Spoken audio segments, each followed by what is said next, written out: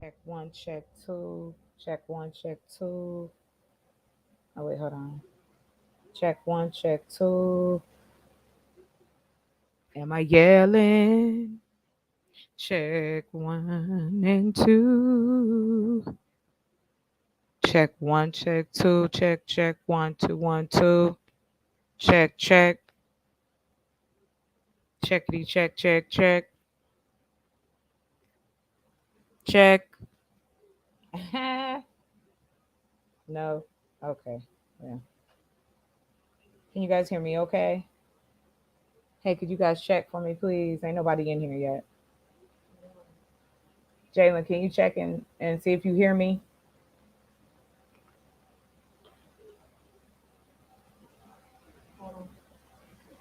Jalen. Jalen. I'm about to cut that off. Check one, two, three. Are you in love with me? Da da da da da da da da da da da da da.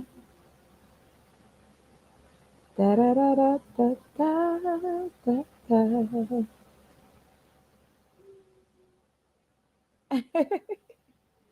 Bro, what you doing? Daryl, Everything Everyday Podcast. Thank you so much for coming by and showing love. I'm liking it. I'm liking it. Oh, you changed your time.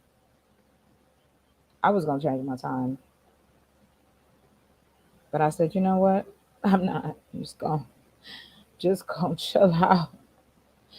Talk about love, black love, expressions of love. So this isn't just black specific, but me being a woman uh, who dates the majority of black men. I do find that, when we talk about black love, this is something new. But I'm going to just wait. Hey, Cleo. Do I sound all right? Do you have a wrench? Did I give you a wrench? Do you have a wrench? Okay. I'm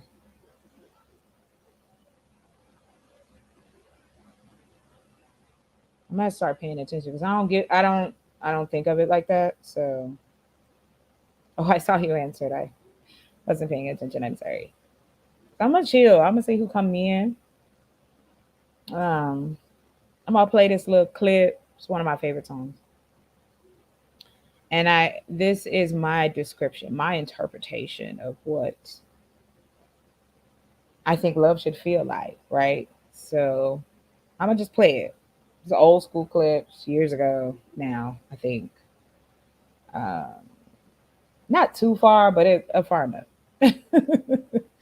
All right, let's go.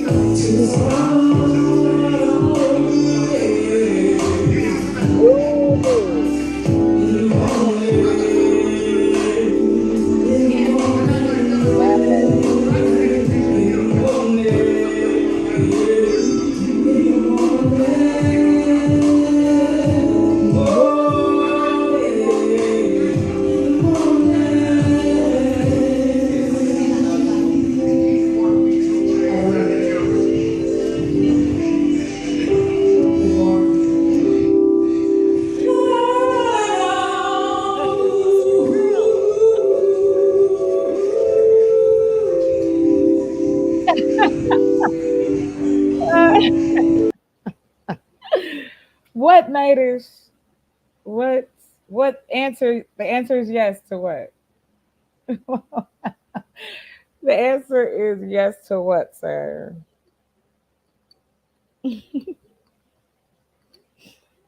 Uh, you know, I don't I think, of course, in our society, we've been made to believe that love is supposed to look like one particular type of thing, and that's not true. It's how that person makes you feel when you're with them, whoever, whatever, however. How do they make you feel? Do they make you feel wanted? It's like we talk about energy out here, right? Now, all the time it's not going to happen, but still, even in the midst of our issues or anger or any confrontation, there's still a level of, what's the word I'm looking for, maybe intimacy, that we apply. And yes, I asked this question: is it important to kiss, hug, and hold on to each other? I miss that. you know the the petting, as they call it, the making out, whatever you want to call it. And there's a few things that I found I thought would be real cool. And I want to go. I found this channel. Shout out to them. The channel is called Black Love. No, they don't know me. I don't know them, but I do appreciate the fact that they exist in this space, because I think we have gotten so far away from what that looks like. So, you know, I'm not just gonna sit up and talk all night. I don't want to do that, but I do want to leave the table open for people who want to hit the link. It's pinned to the top. All I ask, don't come up here disrespecting nobody, especially me, the host. Don't let the sultriness fool you. I will kick you off my panel and just be 100 with you. So I don't have time for it. I don't need it. I'm not looking for that. I don't want to argue with nobody. We have a difference of opinion, by all means, bring it. Please, let's talk about it. But if you come up here because you want to argue with somebody, baby, baby, you need a kiss and a hug and somebody to hold you. Hey, okay. So I'm gonna just get right into it. I'm gonna start because I want to talk about a couple of videos I saw. I want to go over a few things I saw. You know, of course, on YouTube, and I just don't feel I'm being lazy tonight. I don't want to search too far, so YouTube is gonna be it. I wanted to talk about interesting facts about kissing and the importance of kissing. These are different takes on it. And then I want to, oh, and I found a scientific one. Shout out to the infographic show. So let me find out. Um, all right, let's talk about it. Oh, even WikiHow is telling somebody how to do it. So we're gonna do it. We're gonna talk about it. Let me see here. So let's talk about kissing. Oh, kiss. Remember that from what? I can't think of the song now. It was Usher, Lovers and Friends. Get it out.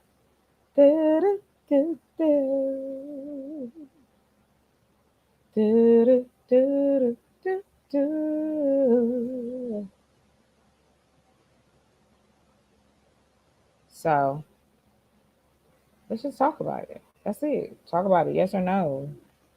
Um, it's an open panel. Hit the link. So I'm just gonna enjoy myself, and we're gonna talk about the different stuff, how to kiss. Um, some say they know, some people say they don't. So I'm going to. It's been 11 minutes. I'm gonna go ahead and get into my intro. Da-da-da.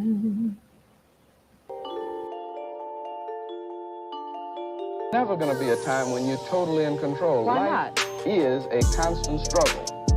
I don't see why black people can't be totally in control of their destiny. No, only if you struggle and fight for it. Well, but that's what it's all about. But you got to fight with your head as well as with your fist or with your gun. Well, I think that all wars involve fighting on every level. That's You see, right. Politics is warfare without bloodshed, and warfare is politics with bloodshed. Yeah.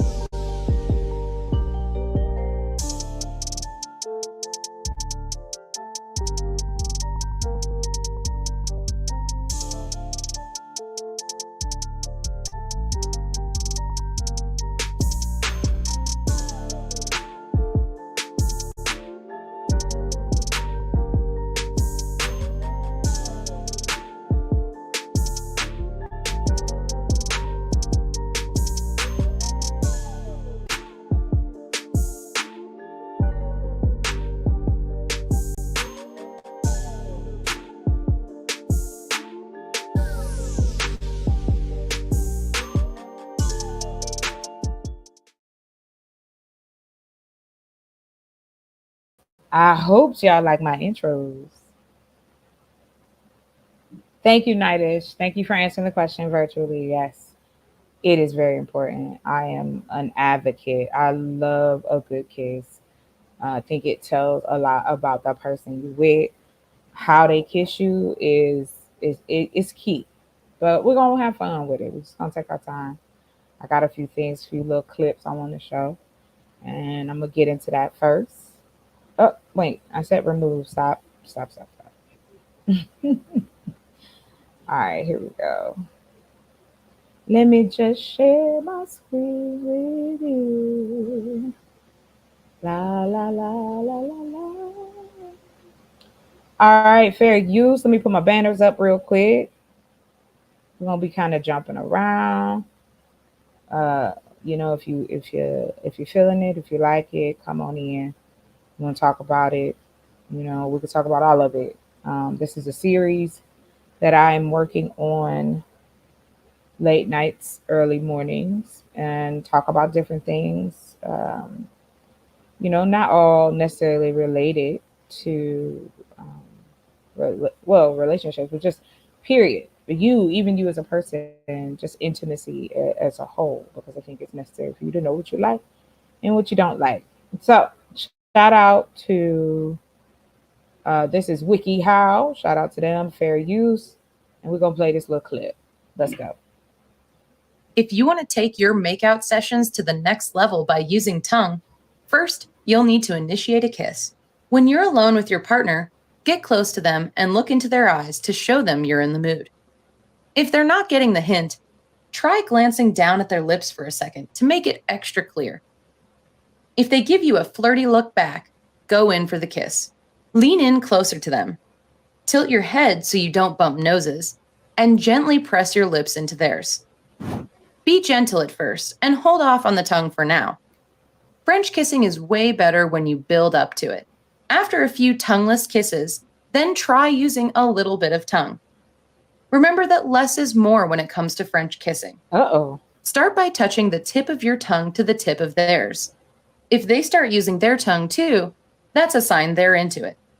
In that case, try using a little more tongue. Open your mouth some more and run your tongue over theirs. Try running your tongue over the insides of their lips. Swirl the tip of your tongue around the tip of theirs. Keep your tongue moving and try to find a rhythm with your partner. The key is to always be gentle. This is a real. No one likes to have an liberal unexpected video. tongue I like pushed into it. their mouth. Yeah, no. Remember to breathe occasionally too. Just pull back gently for a moment and look into your partner's eyes before you get back into it. If you and your partner are comfortable, use your hands. Caress their back, hold their face, or place a hand on their leg. If your first time kissing with tongue doesn't go perfectly, don't sweat it. You and your partner can have fun practicing. Hey, we could be out here showing you everything. Ooh, advanced techniques. We ain't going there. We ain't going there. That's it. I don't know. I just play. I just play. That's funny though. I don't know. Let's see. Okay.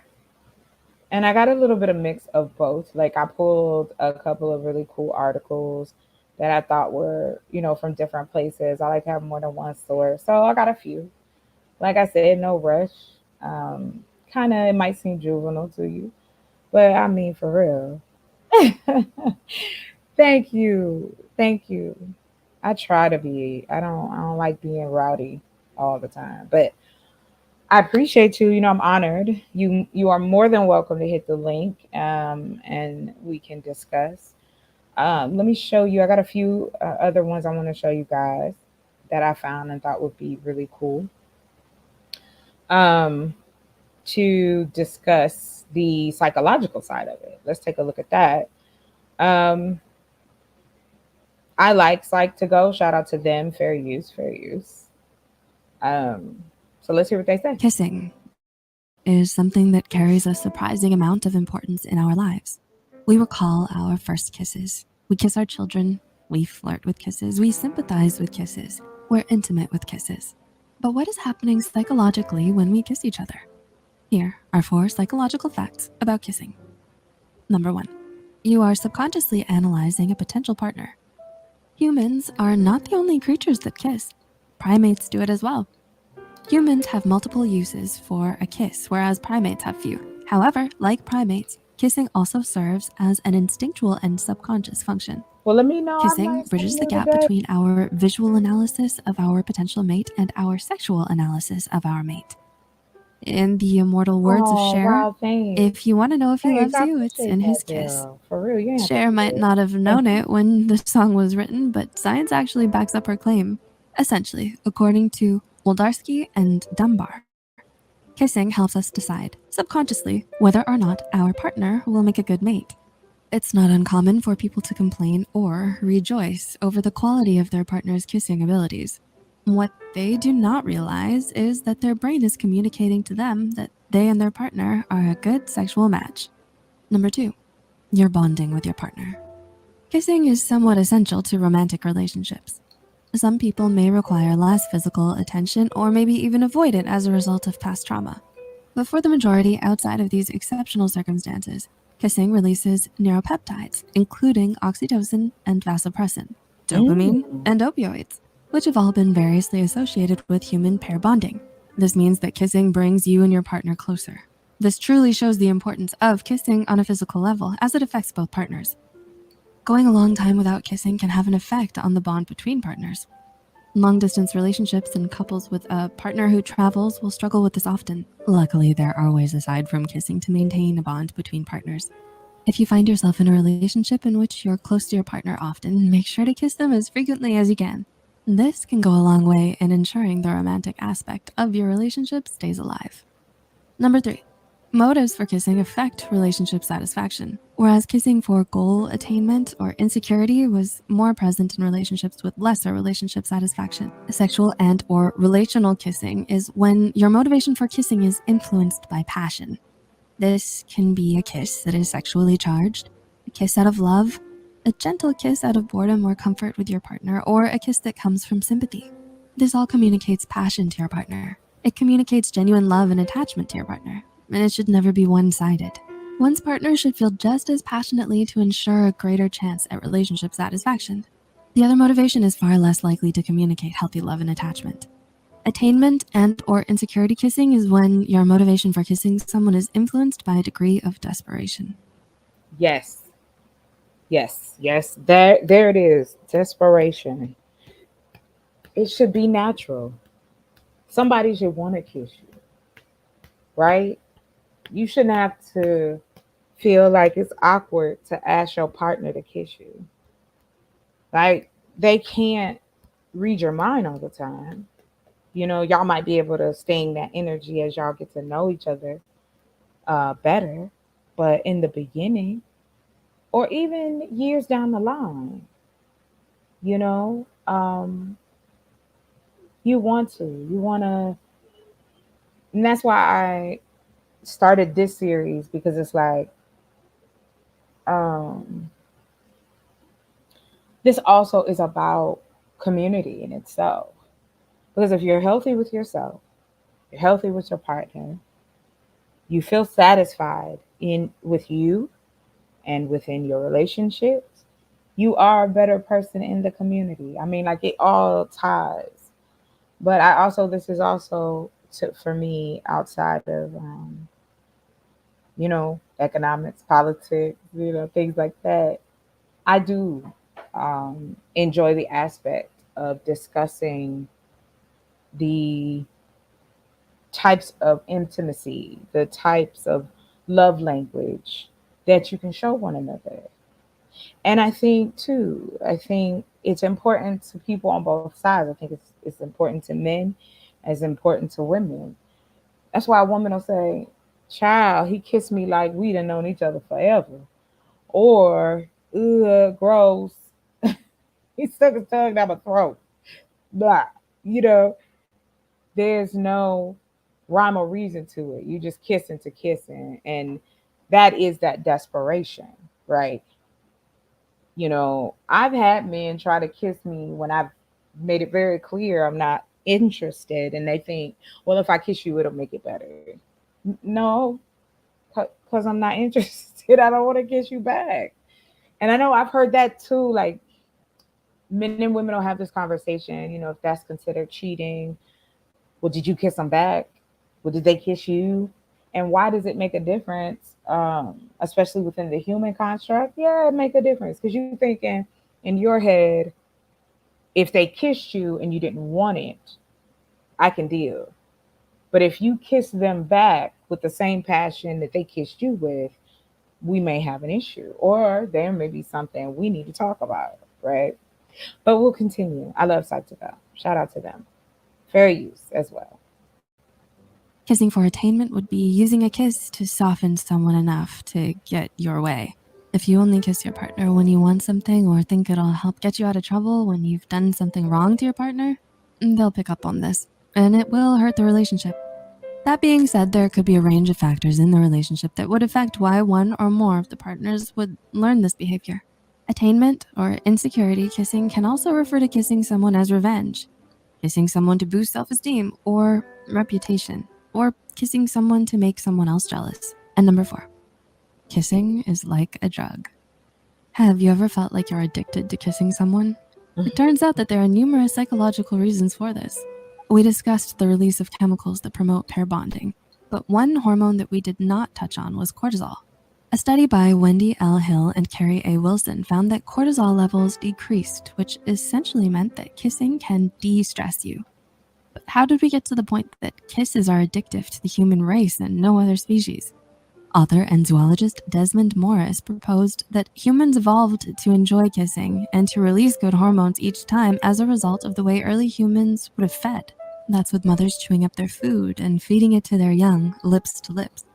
This would partly explain why we feel good, especially less stressed. In Desmond Morris' proposed historical context, kissing comes as a relief from hunger and therefore safety. Today, that primal hormonal response persists as kissing gives us a sense of relief, comfort, and safety. It's no wonder that we might compare it, when we're in love, to being addicted. It provides us with such a strong relief, as if kisses from our partner are drugs. We can even look to music to see how prominent this idea is, as we can find the metaphor of love or kisses being like a drug again and again. Yes. Your Love Is My Drug by Kesha, Can't Feel My Face by The Weeknd, and I Want a New Drug by Huey Lewis and the News, to name a few examples. Kissing is fascinating in the numerous ways it affects us psychologically. We can use it to heal and to hurt. We don't always consider how powerful a kiss can be. It's interesting to consider how, as a species, we've adapted to kissing as a psychological and social tool. Did you and your partner know you were a sexual match from the first kiss? Let us know below. How cool is that, right? Like, I do. It does say something about when you kiss somebody, and I know we say things like, that's not as important. It is. It is important. It is. It is. And there's nothing like a good kiss. So I know we've listened to a couple of psychological ways we can do this. And I think that it plays a role. And just to back that up, there's a few of these articles I wanted to kind of go over that I found and thought was really interesting. Well, I'm gonna first start with this one. This comes from the Good Men, the Good Guys, the Good Men Projects. Um, this is talking about the importance of kissing in a relationship. Now, this was done last year, and I don't mind. I'll read it just in case y'all just listening, and that's cool too. Kissing researchers discovered that besides being sexy, kissing helps people choose and stay mates and stay as mates, I think. Let's look at what that means for you and your partner. As someone who's been happily married for over 16 years, I can attest that in a relationship, kissing is not just a way to show affection, although that's crucial in and of itself. Kissing is also an important act that can help to build a stronger connection between two people. As I've written numerous times on this website, emotional connection is the heart and soul of any happy and satisfying love relationship. I don't know. I don't think I could have said it any better. Uh, I don't think I could have, you know, given someone that information any better than that, right? Let me open this up a little bit. And you know what? I'm going to leave F11 because my screen is smaller. So it just acts silly sometimes. Anyway, let's keep going. Does kissing make a relationship stronger? On a physical level, when we kiss someone, we exchange chemicals that can affect our mood and emotions. Kissing increases connection and attraction by releasing oxytocin, a bonding hormone. This helps couples feel more connected and can even improve sexual attraction. Now, I've heard the word parabond, and it's pair bonding, meaning it's not gender specific. It is men and women both finding a connection. Men have dopamine, women have dopamine.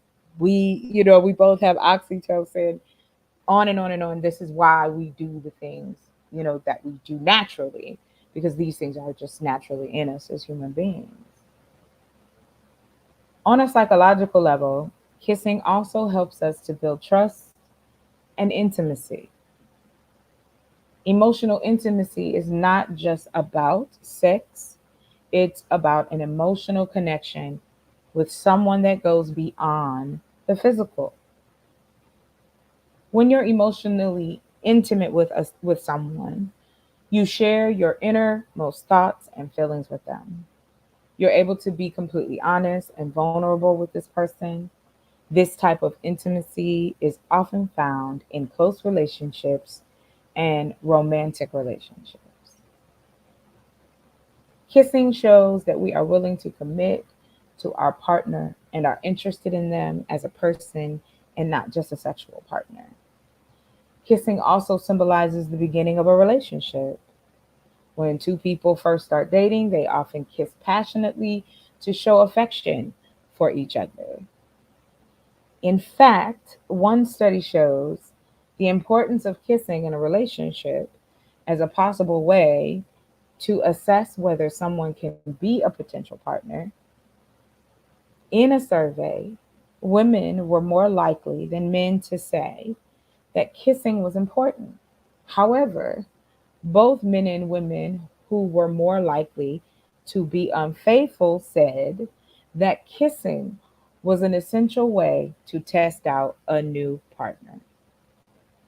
So, in conclusion, kissing is an essential act in a relationship that can help to build trust, intimacy, and choice in who we partner with, all of which play a role in how strong a relationship ends up being. Well, right on, okay? Right on, Mr. The Good Men Project. Again, this is paramount to what we need and desire, right? We need that connection. We need that moment to share. And that also is a way to, what's the word I'm saying? What I'm looking for. It's a way for us to solidify that we want this person. And I don't know if anybody else has noticed, but when you're in relationships, you can tell if a person is willing to kiss you. And which is so funny to me that men wouldn't say that it's important, because there's a lot of dudes that, I've gone on dates with, and at the end of the date, they're like, oh, can I get a kiss? And I just give them a kiss on the cheek, and they're like, oh, no, I'm not feeling that. So why would I don't want to lead you down a path that isn't genuine for both of us. And sometimes it's awkward, because you're like, And on top of that, too, what about your breath? What about your teeth? You could have been eating onions, yo. Not at the beginning. Not at the beginning. At the beginning, we double check in. Do I have crust in my eyes? Are my lips clean? Is they glossy? Do I look ashy? Do I smell good? Let me tell you something. Ain't nothing like a man that smells good for me. And when I am with someone, I like to kiss. I enjoy that. I think it's one of the best parts is having somebody to kiss on. Then that's me. Everybody isn't, but I think it's truly a part of us. Unless there's something that really prevents you from doing it, I think it's important for us to do it. So that is from the Good Men Project. If you want to check it out, let me know. I'm trying to get better with my descriptions, past, what I'm talking about, but having the links and stuff that I go to. But if anybody's interested, by all means, please let me know, and I am happy to oblige. So let me get to the video, because that's what I wanted to really talk about. Let me see. So I'm going to stop sharing for a minute. And we're going to go. Let me do this. I don't go real fast, and people don't like that. Okay, I'm being petty. Let me stop. I'm being petty. I must stop. I want to know, when we talk about this in our culture and community, because different cultures have different actions surrounding kissing. So let me see. Hopefully I can find. Here we go. Okay, so this was about 2 years ago, and on that same channel, they were talking about, what they desire. And I preface this by saying I am into men, so I look at things that affect them as well as affect women. However, I don't date women. I date men. So I want to go in that realm. So I'm going to hit up a couple of these videos, and I love to hear what you have to say about it, if you have anything to say. And like I said, you're more than welcome. Hit the link, come on up, and do the damn thing.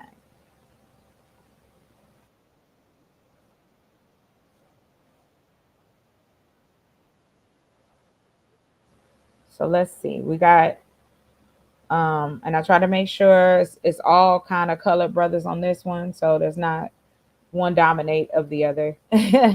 Check out this channel. The channel is called Black Love, and it's really, really cool. I like all their stuff. Shout out to them. They talk about, the things that I think need to be talked about more in this space. Even for us little smaller, maybe content creators, I think it's a good idea to do it. It's positive. You know what I mean? And it's okay to be positive. You don't have to be corny. Hello, God's child. Thank you for coming. I appreciate you guys. I hope that you will be entertained. I plan to cam up, and I probably will in a little while. However, I want to get through the videos first. And if we get a few people up here to get some conversation going, I will at that point. Good morning to you. All right, let's go to it. Let's see. This video is about 10 minutes, so it shouldn't take too long. Fair use. And this is, Black men and what they desire. And that's why I asked. I made it very simplistic about kiss, hug, or hold. But also too, just do you know what you want? I think that also has a big piece in there. It's a layered conversation, so you could go many, many different places with it. So let's go. Nowadays, I don't know, like the women aren't that interested. You know what I'm saying? The aesthetics get old. Damn, you in LA saying that, huh? The aesthetics get old. Yeah, honestly, because it's just like, you see the same thing. It's like all the girls, they look alike. Everybody, they dress alike, they put the same makeup, they put the same everything on. Fenty. But it's like,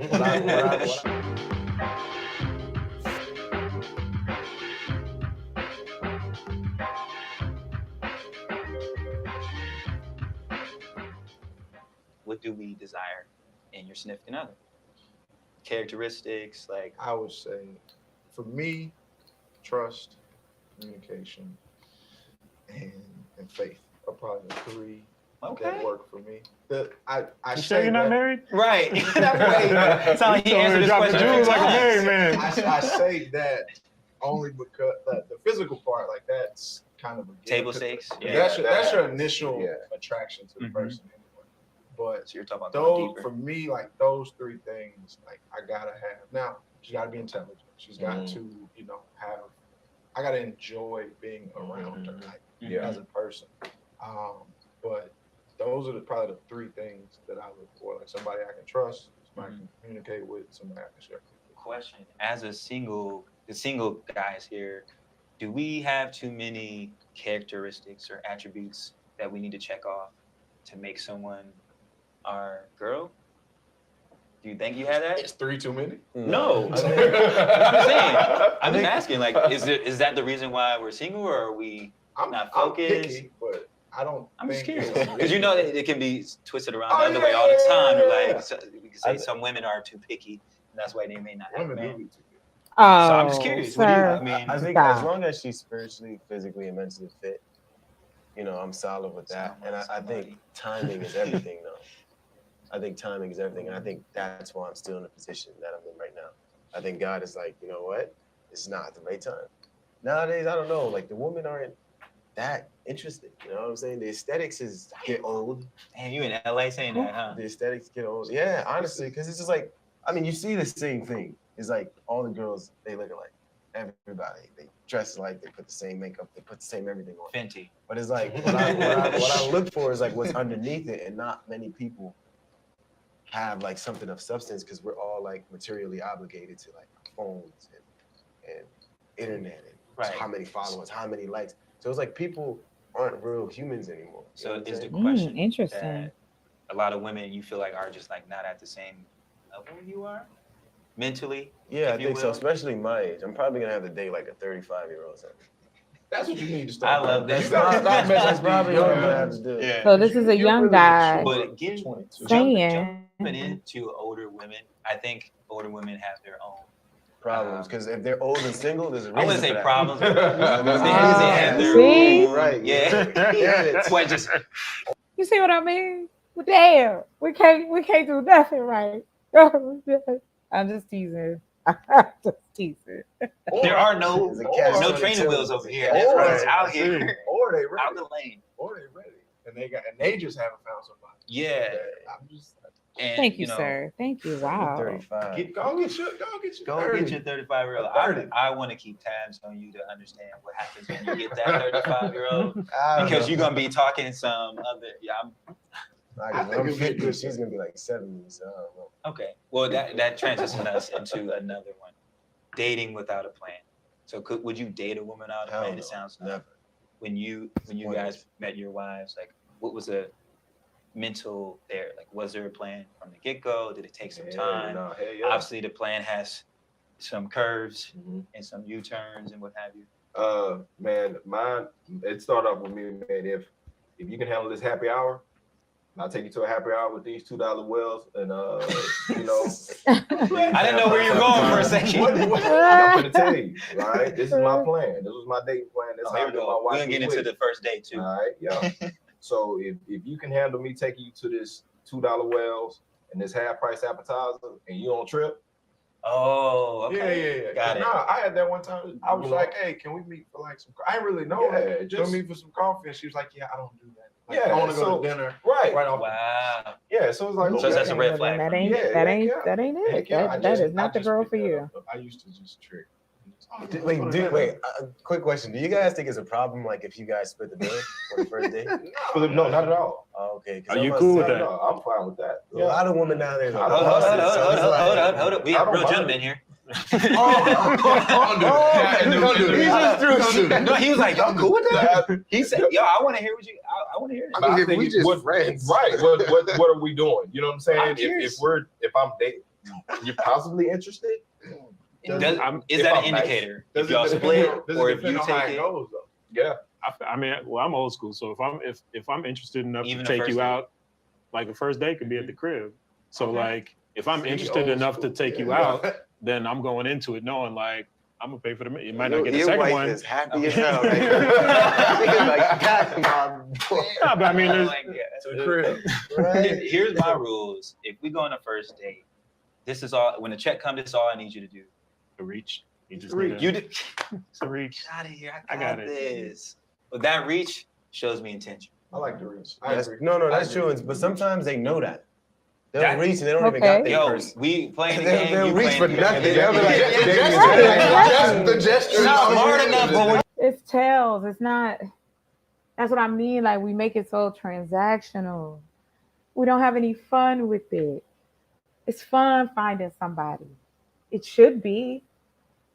It gets frustrating, no doubt. It gets overwhelming sometimes. And depending on your dating pool, meaning are you dating just a particular type of guy? Because I know a lot of women who break up with guys and the next one looks just like it, right? It's because they have a type. But each type, just because they look alike, that don't mean that they have the same value system, that they have the same level of integrity, we know that these things, are not true, that we are all the same. So it makes all the difference in the world, right? Let's keep going. Oh, it's over. You're like, I see you don't got shit over there. Hey, Gesture. I'm But cool with it. even with the She reach, tried. though, you think Yeah, the yo, reach, I'm whether it here. was real or fraud. Right, You was right. like, right. I appreciate that. Right. Yeah, but just Hey, appreciate you. I I got take it. Don't worry. You give me the Don't worry reach. about it. I respect the reach, and especially sometimes the lady takes the bill all day, and I'm like, wow, this is we in a different game when she takes the first. By the way, I didn't say I That didn't feels pay. I funny was to just me. asking. It feels No, yeah. He was Somebody like- feeling How y'all attacked. feeling around that? Somebody Like, that's what I'm feeling saying. attacked. He Like, looked at. I don't. I feel He's funny. like, we don't even. I don't even feel. I've never had that experience. I'm like, it sounds funny to me because. Really? Yeah, I just. I don't know. How long you been married? 3.5 years. But how long have you guys been dating? Or So like we 7, seven? and then, and as far as you damn. asked about having a plan, like, Yeah, we got off topic. No. Thinking when we first No, started because it's dating, layered. like I just knew it was different. As corny as it sounds, like I'm really actually proud to say that my wife is like the only woman I ever courted. You know, like I didn't even realize that till we were like into the process. Because I guess when you're thinking about a plan, you're like, all right, this is the spot I go to. I'm gonna show where it is. Right, $2 wells. You know, Yeah. back I to was the gonna ask you crib. what you meant by plan, like a long-term plan, or just like planning that Your for a dating date, plan. or- I mean, it could be both ways. It could be Hey, like, do you have a plan when intellectual. you are You up trying late? to just like find a partner? Do you have a plan once you Welcome. find that partner? Right, Like right. for the gents who are married here, like obviously you had a plan. I'm guessing.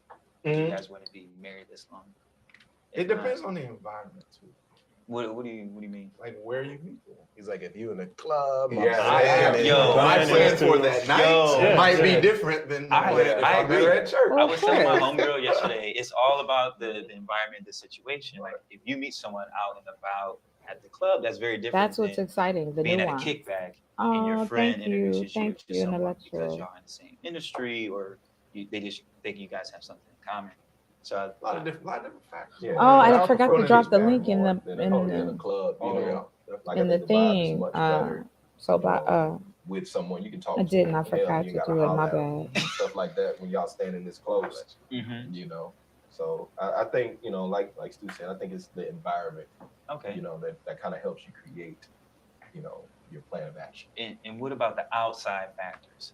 The mom, the friends, your friends, like how does that work into the plan or like how you vet if this person's right for you? People gotta get along. I personally don't put too much into what the other people think, Her unless friends. or my Okay. it's now they gotta be able to get along, and like if there's friction with somebody that's like not going anywhere, your mom or like a sibling or something, like obviously you gotta address that. But I mean, I listen to other people. Like, okay, do you like her? Do you not like her? What are What do some you things think? you noticed? But at the end of the day, it's about like how I feel and how like do I get along with this person? And am I happy with this person? But it gets. I'm No, I'm sorry. cut you off. I feel like it gets when you get married and start a family, like it gets deeper than that because you can like and get along with that person all you want, but you're not just getting in a relationship with them. You get in a relationship with their siblings. You get in a relationship with their, Yeah. you get in a relationship with their With history. everybody. So like when we first started dating, it's like I'm battling your childhood history and your father not. Right. Like for instance, for me, I am a person that's about my family and I want people to want to be a part of that. I think a person or who is in love or care about person or another person, you're gonna have to be open to their life as well because that's what you're doing. You're meshing your lives, you know, together. So I like it. We almost done with it. It's like I said, it's not that long of a video. Not being there and how that affects your trust issues. So like, Exactly. and that really showed itself early in our dating. So that was just something that we had to like work on and get over. So you do like when you get more serious with a woman, you do definitely you're taking on all of that. Not just it's great when we kick it and everything is cool, but it's much deeper than that. Yeah, it does play a factor. And I was gonna say sometimes you gotta listen to like the outside voices that's closest to you because when you first meet a woman, you're in that infatuation stage. You're under an emotion. You can't. Hey, double check and see. Am I still live? I just want to make sure. Let me check. I want to make sure they ain't knock me down again. That would break my heart. Let me see. Am I still doing it? Oh, okay, cool. It's all gravy. Just ain't nobody in there yet. That's all gravy. Okay, cool. I just want to make sure I hadn't done anything. I know it's kind of early. So we'll see. Like I said, this is different for me. I'm just trying to see maybe because I'm on the West Coast. So um, I'm trying to meet a different audience, so to speak. So, um, come on in. If you don't stay, I appreciate you coming by. Daryl, if you're still in here, please, you do not have to, because I'm a kind of hang out for a minute. So, I mean, you're more than welcome. Do your thing, sir. I'm here, right? Um, you the big player on the street. I'm still in the sandbox. So that's all right. But I am honored to have you come through and give me show me some love. I appreciate that. So let's keep going. See anything else, but they're on the outside looking. They're like the choppers, you know what I'm saying? They can oversee the entire city. And they're like, nah, don't do that, don't do that. So you should definitely. Anyone have any like good advice that you got from somebody about someone? Like, man, I'm glad I took that advice, or man, I should have taken that advice. Like about somebody specifically, or about like general dating? Both. Yeah. Oh. I'm trying to think how my No advice? Yeah, no. I have like some of my boys that give me like, you know, the inside scoop on her history, and I'm like, all right, thank you, say no more. Like, yeah. They give you the Carfax. Carfax. Oh wow. Background check. Mileage check. Check the tires, kick the tires a little bit. Cars Man, again. especially when I was dating, man, it was man, you got to throw the name out there, especially, you know, being from where I'm from, Throw the name out there. you know, it's kind of small. You know what I'm saying? It's kind of small, and so everybody kind of knows everybody, and so especially if you kind of on the scene like that, man, you got to throw a name out there, man. Somebody's gonna know who she is. Right. Where she went to school, who she dated before. You know what I'm saying? What she doing now? So, man, you get that background check, man. You can go home and do some soul searching, and you can figure this shit out. You know, That's so some soul searching. yeah, I think that's the best way that I've gotten my advice. It hadn't really been necessarily, I say, like straight up advice. Man, it's been more or less like some smell test. Yeah, like smell no, I don't know, man. She be careful. Yeah. I probably just learned my own like mistakes and successes. Like, just you see what few works. wins in there. I mean, I have more wins though. though. You know what I mean. I'm like, give yourself the win, take it. I just Right. you know, like you learn from, because it's also what works for you. Like it's not just, you know, you can apply like general dating, you know, practices or things or whatever, but you know, maybe I like somebody else don't, or vice versa. Maybe I come off a certain That way could be the somebody case. else doesn't. We forget Something that. works for them that doesn't work for me. So We might like something different. yeah, I'm a big trial. Yeah. So you gotta know what your deal breakers are. Sorry, You gotta I'm know what trying. you know what you can deal with, what you can't. You know, like I said, some people can deal with stuff more than you may not be able to deal with. So man, you gotta know what's like. Child, he ain't gonna listen. I think that's so cool though. Now this was about 2 years ago, but it's still valid. You know, we're still having the same discussions because human beings pretty much do what they need to do, and try to find the person that's, you know, going to give them, you know, what they want, which is necessary. You know, we used to tell people, this was a common phrase, you know, opposites attract. You know, not necessarily. I followed that piece of information and I found that no, I like men who have similar tastes that I do. I like men who are homebodies, but can also go out of town if they so, you know, if we desire to do that. You know, I like that. I like that. That initial, you know, I want us to have things in common. I'm a PC gamer and you are you play, you know, Call of Duty, which I play Call of Duty. But I'm saying it, you know, we still like games and we still, you know, appreciate each other for that. And yeah, I think it's just important, man. It just is important, and I think it needs to be definitely talked about more as far as the makeup in who we look for, right? Are we looking for you know, a suitable partner? Are we really trying to be friends? You in LA saying that, huh? You know, that makes a difference. I mean, you see the that same makes thing. all the It's difference like in the all the world. girls, I don't even know why this video is still playing. So hold on, y'all. I'm dress- gonna stop sharing. But yeah, like I said, I'm in no rush. Let me find something to play in the background and see what is going on. Hold on real quick, guys.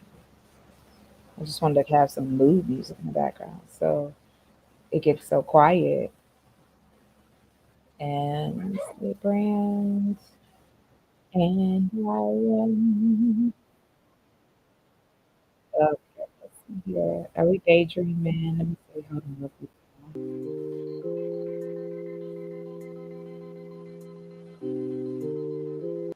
Nah,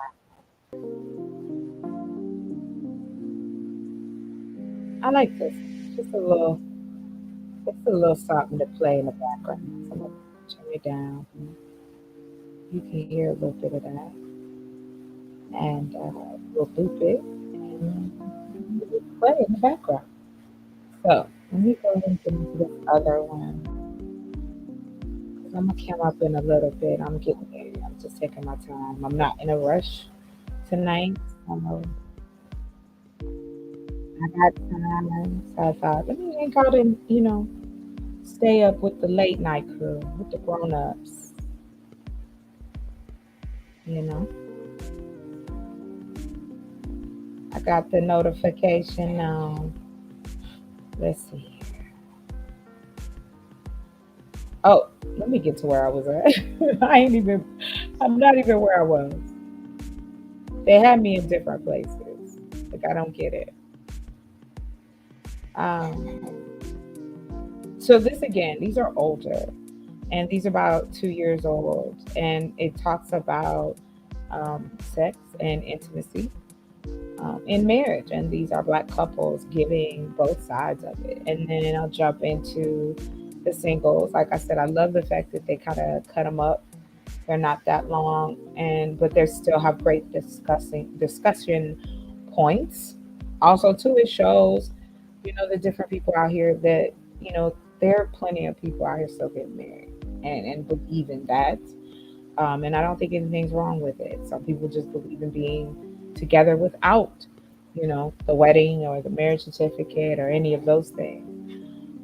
I think it's just another way or a level of showing your commitment to that person. That's all. Um, but when we make it sound transactional, when we make it sound so clinical as well, takes all the fun out of it. It's like we're not allowed to have fun. I don't care how old I get. If I live to be 90 years old, I'm still gonna try to figure out a way to have fun, even if it's just sitting in my chair because I can't move. I hope I'm moving more though. Let me stop. Let me just go back in. Let me share my screen with you beautiful people. All right, here we go. And this is about 11 minutes.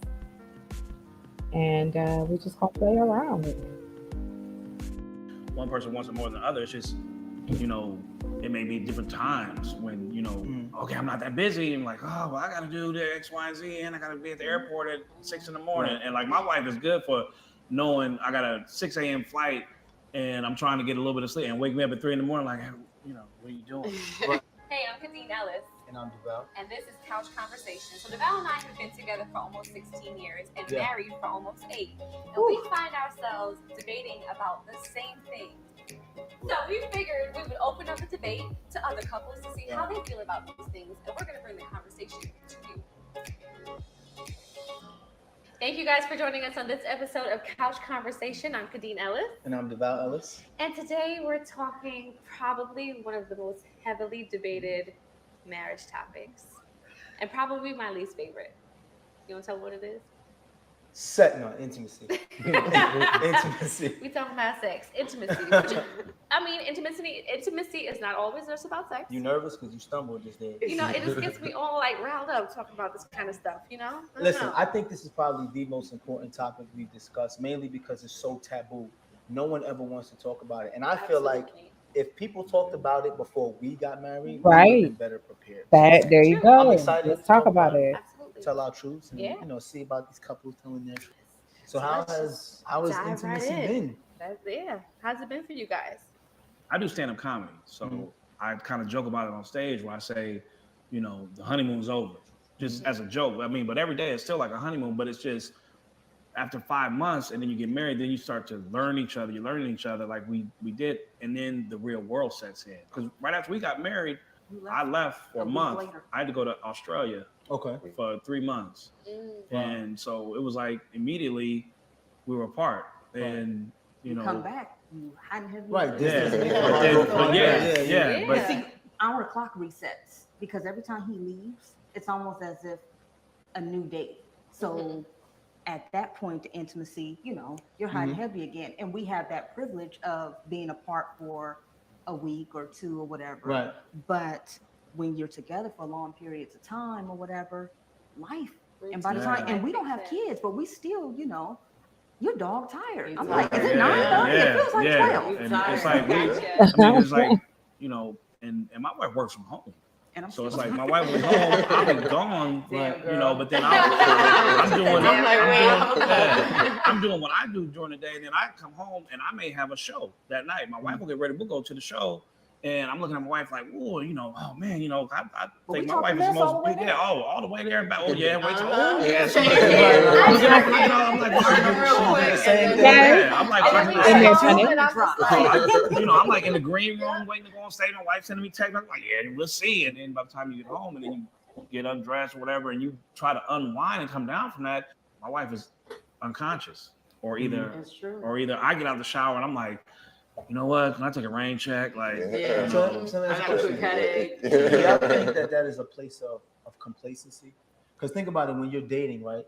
You still have stresses if you're dating, you're an adult, you work. It seems like people make time for what's important to them when they're trying to court someone. Yeah. Then when you get someone, it's like, oh, tomorrow. You'll be there. You know, like right. Yeah. Before you didn't see the person every Yeah. day. You would see them like every other day. I mean, some people do live together, but when you don't live together, it's like, oh, I miss you. Yeah. I can't wait to see you, boo. I'll see you later. And you're planning that day. You're planning. And if you guys are already having sex, you're like, oh man, you picking up. You're like, oh yeah, you know, where my love, you're like, oh, let me put on my granny panties because these are more comfortable than that song. I feel like they're not getting enough. Not the granny panties. Not the granny panties. Here we go. We're gonna keep it popping. Does one person want it more than the other for you guys? What for you guys? I think for myself, I want it more at times, but also at the same time, I try to be understanding. And even at times, you know, when I'm trying, not necessarily force on her, but you know, she's like, all right, I'm ready, you know, we can, you know, do whatever. Like, well, I want it every day, but I'm tired. I'm like, in your mind, you want it every day. Yeah, I want it every day, but I'm just exhausted. I'm just tired. And then, There's you a lot know, going on. when I feel like I'm not necessarily forcing this situation, but you know, trying to make it happen, I start to feel bad as well because you know my feelings start to kick in as well. Like, I know you're tired, and you know we can do this another day. We can reboot, start again tomorrow. It's fine. You know what I'm saying? But then it doesn't become a cycle where it's like, all right, then it's another day. Oh, it's another day, and before you know it, you feel like your feelings are not taken into consideration. Does it ever happen? No, not necessarily because she definitely tries to make a point to actually, you know, engage and things of that nature, especially if she knows, you know, I've been trying to egg her on for a couple of days now. She's like, all right, boo, wait till this weekend. I got you. You know, she'll send me that random text at work. Oh, you better be ready. And then, you know. Right. Okay. That's your favorite. How about you guys? Is there one person that wants it more than the other? Is there like a tussle, a back and forth, a struggle? I think it goes in. I think our time just is. Yeah. I'm like, well, now I got to go to work. Now Yeah. are you ready? Yeah. But it's like in our house, it's like that sex, like it's just there. Like, you know, you constantly thinking about it, and then it's just like I said, it's just so many things going on. So I can't say that one person wants it more than the other. It's just, you know, it may be different times when, you know, okay, I'm not that busy. I'm like, oh, well, I got to do the X, Y, and Z, and I got to be at the airport at 6 in the morning. And like my wife is good for knowing I got a 6 a.m. flight and I'm trying to get a little bit of sleep and wake me up at 3 in the morning, like, you know, what are you doing? Sounds like somebody I know. Before I go to work, I'm like, hey, boo. Oh, so you early in the morning? Yeah, because I get up early to go to work. So I'm like, you up? You want some cookies? I love it. Chocolate chip or oatmeal. I'll take them all. Please. Well, I only got 5 minutes to spare. So 5 minutes works. 5 minutes works. Also, for me, another thing is like I had a baby, and I feel like my body's not the same. So I think that's why he would want it more than I do. Because I'm like, wait, you know, I gotta get myself right. You know, I gotta wash up right and do this right because my hormones are all over the place. So I feel, and then my skin is a little stretchy on this side. So some insecurities built. So it's more insecurities, yeah. And then I also got a C-section. So it was like that scar, it like got to me as well. Where I was like, oh no. Wait, you rubbing the scar a little bit. Back up. Well, I can tell you right now, ain't scar ain't never stopped no man. Exactly. Tell him the truth. Like, now. that was her issue. She had wow. small stretch marks. Yeah. She was like, I don't know what you was saying about your stretch marks. I was like, I'm not even looking at your stretch marks. Shut it up. That's like lines. That's like lines showing you where to go. I mean, that too, and then just the hormonal side of it. I guess this question is for my ladies. Do you ever feel like your body is just not reacting the way you want it to react when you need it to react? Yes. It's like in your mind, it's like, all right, in your mind, you're like, okay, it's about to go down. Like, this is going to happen. And then it's just not happening, whether it be either lack of foreplay or maybe it's not happening the way you want it to happen, or maybe you just don't want it. You're not in the mood. Or your body even, sometimes your body even tells you, like, girl, just lay down because it ain't working right now for you. So it just happens. Like, I know one of the things that happened with us, like men, we never want to admit that it's us, like something's wrong with us. But it was like I knew something was wrong with me because my body didn't feel right, and there were times when I'm just like my body wasn't reacting, wasn't responding. Like, what is, what's wrong? Like, what is wrong? And went to get a checkup and found I was type 2 diabetic. Oh wow! Yeah. So it was like, but they were like, we got it. You're still young enough to where everything can be reversed. How did that affect you? Not to cut you off, but did that make you feel like? Oh yeah. Is it me that he's yes. not? I was like, I'm throwing out all my best stuff, and we would talk about it. I'm like, are we good or is something off? I'm like, I know I gained some weight, but I promise I'm working on it. You internalize. I started thinking, but it was like I kept telling her, it's not you. But as a man, you don't want to admit that something's wrong. You don't want to feel weak. Right. And when found out what was going on, and then to actually have to tell her, and not only tell her, but to tell her how I felt and what was going on in my head, and I felt like less of a man and this and that, and for my wife to look at me and say, I got you.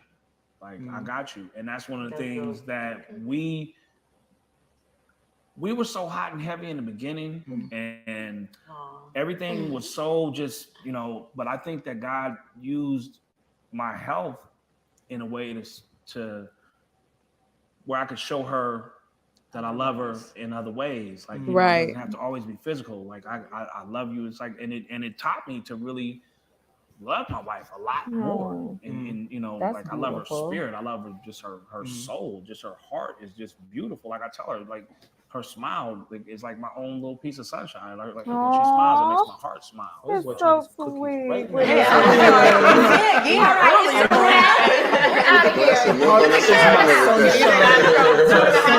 we need it. Like I said, it's been reversed. I'm off this weekend. I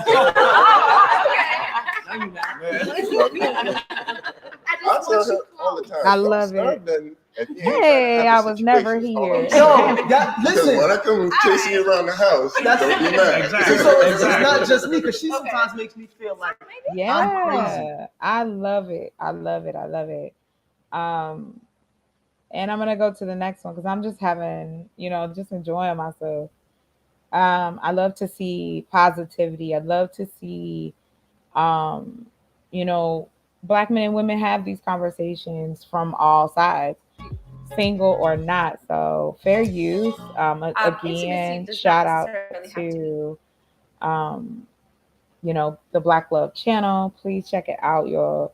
It really is cool. It has a lot of stuff about men, a lot of stuff about married men, married women, single women, you know, and you get a little bit of flavor from age brackets and economic brackets, and all of those things are discussed. So yeah, and like I said, this is a series on them days I really can't go live during the day. I'll be doing these kind of like late night, early morning shows. So I do hope that you enjoy it. I'll be here for a little bit. I'm gonna be hanging out. I took a nap, right? So I'm up for a minute. And welcome, Don GQ. Thank you for stopping by. I always appreciate it. If you stay, great. If you don't, I understand. Also, too, you know, shout out to everyone who's come by and said good morning or good night. And let's keep going. So this is part 2 of it, fair use. And this was a little longer, and it talks about intimacy, you know, with your partner and how important that is. It's just so, yes. And I like that they are discussing there's other ways than when we talk about just, you know, the initial in between the sheets, right? Outside of it, before we even get there, there's so many things that we can show each other, how we care about each other, right? How we, not just one particular way. And I know kissing is a part of it, petting, talking, teasing, you know, it's a whole list. So it's not a topic that is, you know, talked about enough, I think, on these spaces. But I enjoy having these conversations or listening to these conversations. So let's get into it. Sex. So are there any other ways that you guys can be intimate? I mean, you made that. know? You said that as a statement. You didn't ask, like you. I mean, fellas, do y'all? Am I wrong in saying that? I'm not. I'm just. I mean, okay. Intimacy and sex is synonymous? I kind of understand where you're coming from, because sometimes we'll just sit down on the couch and just engage in conversation. And, you know, we're just talking about things that we wouldn't even think we'd be talking about. Oh, so you're talking about, okay, I see what you're saying. Yeah. I thought you were talking about like sometimes intimacy. she wants to make out and I'm like, okay, we get hot and bothered. Oh, I can't just make out hot I and see what you're bothered saying. and No, then you're just- not. No, I can't do that. Like, I can't- No, you're not gonna do that and be like, Other We've done ways. that. yeah, no, you're not gonna do that and then be like, oh, I'm going to the That- store. that's- We be sitting on the couch watching TV. She be rubbing on me and kissing on me, and then you know I'm ready to go, and she was like, And I'm like, where you going? She's like, I don't want to be. I don't want to be penetrated sometimes. Why are you touching that then? Like, he's up now. You hear my wife just saying? But my heart was in the right place. My intentions were good. It was No, to do that, but no. you know, I get it. I got tried. The ladies get it. No. Also, we can't tease y'all. Don't start nothing if you ain't trying to have the situation. Hey, Oh, I'm sorry. good morning. Listen, when I come Good morning. chasing you around the house, Bye. Exactly. So it's not just me, because she sometimes makes me feel like We just talking about this is a part of a series that I'm working on, my late night, early morning series, where, you know, it's not inappropriate or anything like that, but we are talking about, you know, intimacy. And when I say we, I'm talking about the people on the video and me. That no matter, I don't think it matters age wise. I don't think any of those things. And I think again, it's a direct correlation to what I believe in. My core is building a better community. And if you have, if you love yourself, if you love who you're with, you know, that then pours into, you know, and then on top of that, you somewhere that you enjoy being, you're comfortable in your home, you're comfortable in your neighborhood. It just goes all the way around, and it comes full circle. And, you know, everything is based on human value. Everything is based on us as humans and what we think is important. And this to me is important. And I think it should be talked about more, especially with people who look like me. So we just got into this video. It's not that long. If you have questions, if you want to hit the link, it's at the top. And if you want to come on up, come on up. I'm crazy. And I try to tell her the way that a man's body works. When that thing start to get to that point, You can't just put it away. Just being honest. I'm also saying that sometimes I want to just like lay on the couch and then we can hug and we can kiss and we can canoodle and cuddle, and it doesn't necessarily have to end in intercourse. Well, no? You canoodle with me. If you don't want to end the intercourse, there's no canoodling. We just sit here. Don't touch the canoodle. Don't touch the And then you canoodle. tell me I'm not affectionate if I just sit next to you. No, I'm not saying that you're not affectionate, but you can like hug me and hold me, but when you start caressing and you feel the canoodle turn into a eggplant, don't go to bed, bro. Like, what are you doing? And it becomes an argument in our house. No. It becomes an Fine. argument. I mean, in our well, house. then if that's the case, then it can be reciprocated, which happens, and then the foreplay kicks in, and then we go from there. You know, what struggles for us? How to get sex started, because we've been together so long. And then she went through what you went through, where we have a 10-month-old, so her body is not back 100% to where she wants it. So I'm like, yo, put on that cheerleader outfit. She's like, I don't want to put that on. That joint don't fit. Right. Exactly. So, but for me, it's like I don't want to lay in the bed like this, and then she leans over and goes, "We can have sex now." Like, that's how we get. You know, when you get married, after a while, sometimes it seems like women get to the point where it's like, okay, I know I got to take care of my man. I'm exhausted, and we get that. Yeah, and I be honest, that happens a lot. And I've seen you, just like he said about his wife, you try to do the right thing and take care of me, but if it's not genuine, now I feel like, damn, I don't want to force my wife to do it if she don't want to do it. Yeah. But then I still wake up in the morning with the Woody, and I'm like, now I got to go out here in the world. There was a time recently, and I was like it's about to go down, and my wife was like, "Oh yeah, I'm with it. I am with it," but it just didn't seem like she was with it. I'm like, you know what? I'm good. She got mad at me when I did that. And she was like, "What's wrong with you?" I'm like, "What's wrong with me? What's wrong with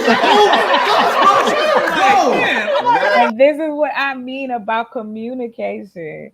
And that's why I love stuff like this, because it shows it has to be seen that we can have these conversations and we're not unique in the sense of wanting each other or desiring to be next to somebody. And I'm a person that I'm an affectionate person. I'm a toucher. I'm a rubber. I like to hug. I like to, canoodle, as she said.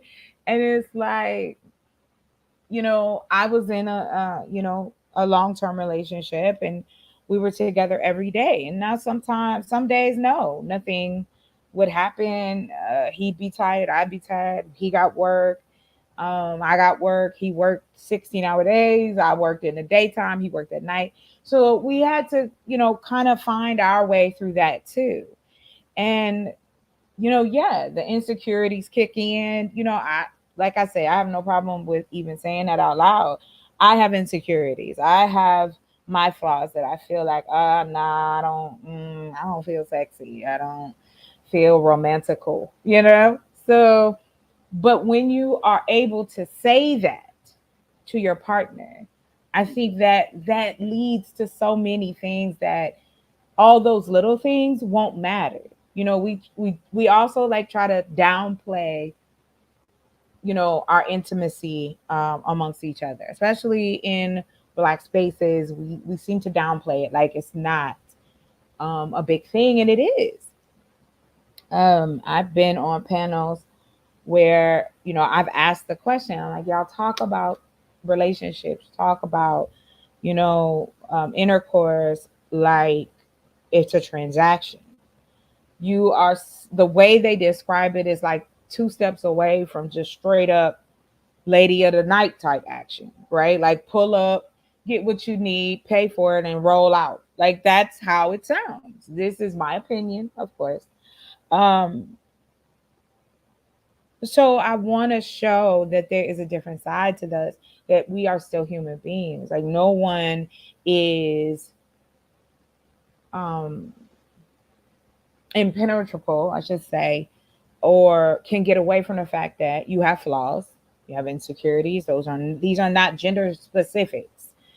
There are plenty of men who feel insecure about their body, maybe their weight, maybe they do have medical issues and don't feel like they would be worthy But I know that there are women and men both who have stayed with their partners, or they find a way or communicate with each other, even if there is an issue. Like he said, he found out he had diabetes, and that does affect your intercourse drive. Um, you know, for men and for women, you know, these things are real, and I think that when we start really talking about them more, I think that it starts to break down those walls of feeling intimidated about a conversation that us as people of color are not as open when we talk about it. Not even when we talk about it with our children, or whether we become adult children. It is something that people use analogies and weird things to express stuff. It's just so crazy. So let's keep going, and I hope you guys are enjoying what we're talking about tonight. Is the number one scenario right there. It matters to us. We want to be wanted. We want There to it be is. Yo, I don't want sympathy booty. I don't want sympathy booty. So there's a such thing as sympathy Okay, babe. Yeah, there is. Yes. It's a fact. Oh God. It's Men out there. don't want it. Men don't want sympathy booty. No, that's the worst. I don't want to be a charity case, even though I'm yours. See now, and it comes to the mentality of men and women, like how differently we are. Like I realized that attractive women have probably been getting chased and hollered by men, over anxious men, their whole life. After a while, that gets to be a lot. Like women don't want to be chased. Men, we're like late bloomers. A lot of us probably like you don't start to. Yo, well, I was not getting. He was trying to get the bun since we were like 18. What do you mean late bloomer? Yeah, but okay, I'll give you an example. A young girl she's attractive, right? At 14, she got 18-year-old, 19-year-old, 20-year-old men picking on her, right? Okay. Yeah. When you 14, 15-year-old, all them girls that's your age is looking at the older dude. So you playing chase, you don't get an opportunity. It's not till you get your money. Develop faster too. Absolutely. Okay. Yeah, Absolutely. Y'all be looking geeky for a while. That's what did you see my high school picture? Did you see my college picture? Oh my Oh, God. you're looking crazy. I agree. He is so right. And I'm so glad to hear a man admit the fact. I went through that. 14. I was not even out the gate yet. And I had men, old men, who I consider old men because I am 13, 14, 15 years old. And they like, yeah, you old enough, right? Like it's crazy. And it does get exhausting because you start to question intent. Every woman doesn't want to be conquered, right? We want to be courted. And that is something I think for me, and I'm not saying it because I think, I'm so fly. I'm saying it because men have let me know what I look like in this society, right? Because that is who, and women too, but the majority of what compliments or what. And then as I got, older and more comfortable with myself, it didn't really matter. And I've had women give me some of the greatest compliments in the world. Men give me compliments, but it doesn't make me feel as though every man want to sleep with me. Like I don't get that vibe. It is more or less, if you respect me, and we can start from there. And if that is what's going to happen, let's let it happen naturally. I don't want to force it. Like he said, I don't even know how people I don't know how they don't want sympathy booty. There's a group of men who don't care whether it's sympathy or you do care, don't care. They down, right? So, we're good to go. We're good to go. So let's keep it popping. Let's just I was mad say, skinny. let's just say I saw the potential in you. And that's why I know Feature. she shot with me. I chased her all summer. Then we met up together my freshman year of college. And we weren't intimate immediately, but we were like, all over each other. Then about 6 weeks, we got intimate. And after that, it was like nonstop, all the time. And then just being around each other all the time, it was just kind of like, all right, let's try something else. And that we were talking about men and how we mature later. It's so difficult for a man to see the light when it comes to monogamy. Mm-hmm. Because it's like you spend your whole life thinking about how many women you're going to sleep with. Yeah. then you accidentally fall into the woman of your dreams, and you're like, I do not want to mess this up. Yeah. But you also think like, there's no value in me being monogamous right now. As a man, as a young man, when you're not married, you're just thinking like, I should just try my options. But then you have a woman that you love and you're trying to be monogamous and you're not getting sex as often as you want. It's just like, it's frustrating. And it took me time as a husband to realize that. You know what I'm saying? Like, we got married at 27, we've been together since 18. I didn't date a lot of women, I was with her. But I was just like, if sex is important to me, how come it's not important to you? It would be important to you if I was having sex with somebody else. And then she was just like, yeah, it would be, but and I didn't get it. Like, I really don't know just how to answer that one. I mean, I'll be interested to know, do our gentlemen have any advice for him? What would y'all do in his shoes? Oh man, I went through the same thing, you know, especially like, you know, with the upbringing, you hear from your father, uncles, all the older guys, you know, certain ways to treat women. Oh, you gotta, you know, just plant the seed and be with as many women as possible. But then you hear from the women, oh, you have to treat the women right, or there's no, it's like a double standard. So it's like, what do I really do? But obviously, naturally, we're gonna listen to the guys because we're gonna be men growing up, and so it's tough trying to navigate that. But like you said, the person that you are going to be with could be right for any faces. I almost messed it up a few times. And something else was like I told my wife, you know, I was like, I love you and I want to treat you a certain way. Right. You know, I don't want to treat you like I treated these other women. You'll do certain things with other women because you know you ain't never gonna see them again. So right. you'll just smash. And you not yeah, care. and just not be like, care. whatever. Like I ain't never see you again, but I gotta see this woman every day for the rest of my life. But I want to, you know, I want to wake up and then have her look at me like, ugh, like, why I do this, man? I can't do to my wife. And then meanwhile, I'm trying to bust wide open and be you. You know, I'm like, let me be what you want me to be. See, that's what my wife says. My wife says that, and it's like I'm telling her, I'm like, sometimes you know I gotta hold back because I don't want you to be like, you know what, I don't think this is gonna work. You a little too wild. Don't go like that.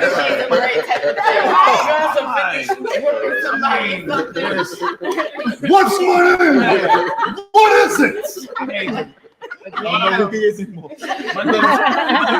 The cool thing about it though was when my wife was like, you know, maybe there are things that we need to talk about, or you know, there are things, and like my wife just told, you know, she told me one day, she was like, you know, if I wasn't into certain things, you know, I wouldn't be with you.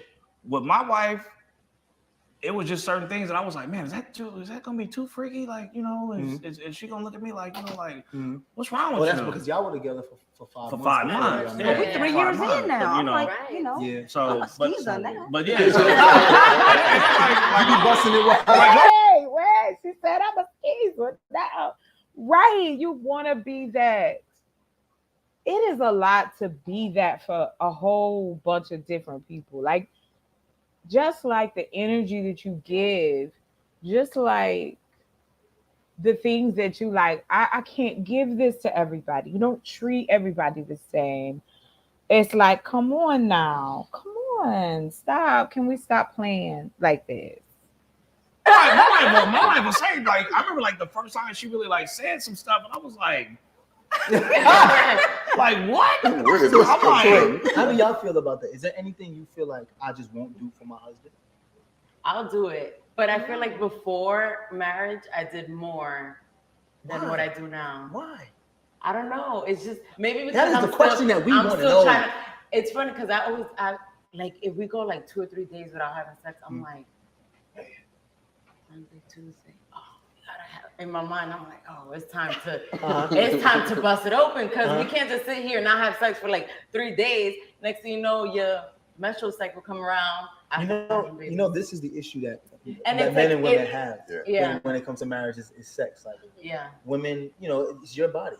Yeah. You know what I'm saying? I ain't gonna lie. It's easy for us to just, you know, get hard and do whatever. For a woman, it's a lot more difficult to open up and receive and be comfortable. Especially, you know, we're bigger physical, you know, specimens. So I understand that, but it's just hard for us to find. But sometimes we don't feel sexy. Like there's times that I told him, I'm like, I don't feel sexy. He's like, but you look sexy right now. That's I'm me, like, bro. No. You looking sexy. Right. I don't like And I'm not saying it just to get the girl. Like, I really mean it. No, you good. You good. I'm on the floor. He's like, ooh. Yeah. I ain't gonna front. My wife walked by me in a white beater and some panties. I'm like, hey. I'm like, She I'm won't catch me in the kitchen, and I'm going to. and I'm like calling into a game or something and be like, hey, Yo. she's like, what? I'm She's like, like, my favorite outfit. She's like, I'm going to the bathroom. Oh my God. She'll be the same Like, you thing. did that on purpose, girl. Yes. Gotta pee. Right. Oh, you guys have been so great. I feel like we could talk about this for like Forever. forever. Oh my God, I do. I am a fan. This needs to be on every day, all the time. I do. They have another one that's a little, hey B Rose, welcome back. Thank you for coming. I am hanging in there this go round. I'm not even sleepy. I am gonna be up here. We're gonna be talking that yak. Oh, B, if you like to stay, thank you. You know, I'm also too, just want to share this. I'm always open to topics that people want to talk about. So if there's a topic that you want to hear about, B Rose, or coming over to and tell Venice much love back at her, you know, let me know. But I appreciate it because you don't have to come, you know. So I appreciate it. I appreciate it. And like I said, I try to make this a safe space for anyone who comes here. I don't care about color, creed. It doesn't matter to me. Come through, say what you got to say. If you agree, you don't agree. And we're talking about, you know, is it important to kiss? Is it important to hug or just hold each other in relationships? And of course, it's such a layered conversation. And oh, thank you guys. I appreciate y'all. And I promise I sound like this in real life too. I think I sound like, and it's so funny. When I hear myself, I'm like, ew. I sound nasally. What? You know what I mean? It's the same thing. But I so appreciate the compliment. And thank you for even coming by and supporting. So I'm going to jump back.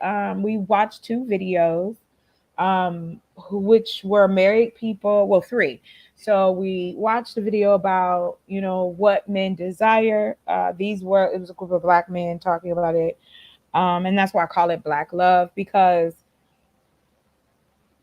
we know that outside in our society, it's not as celebrated. We starting to see it more and more. However, it's usually kind of superficial, or what we base it off of is superficial.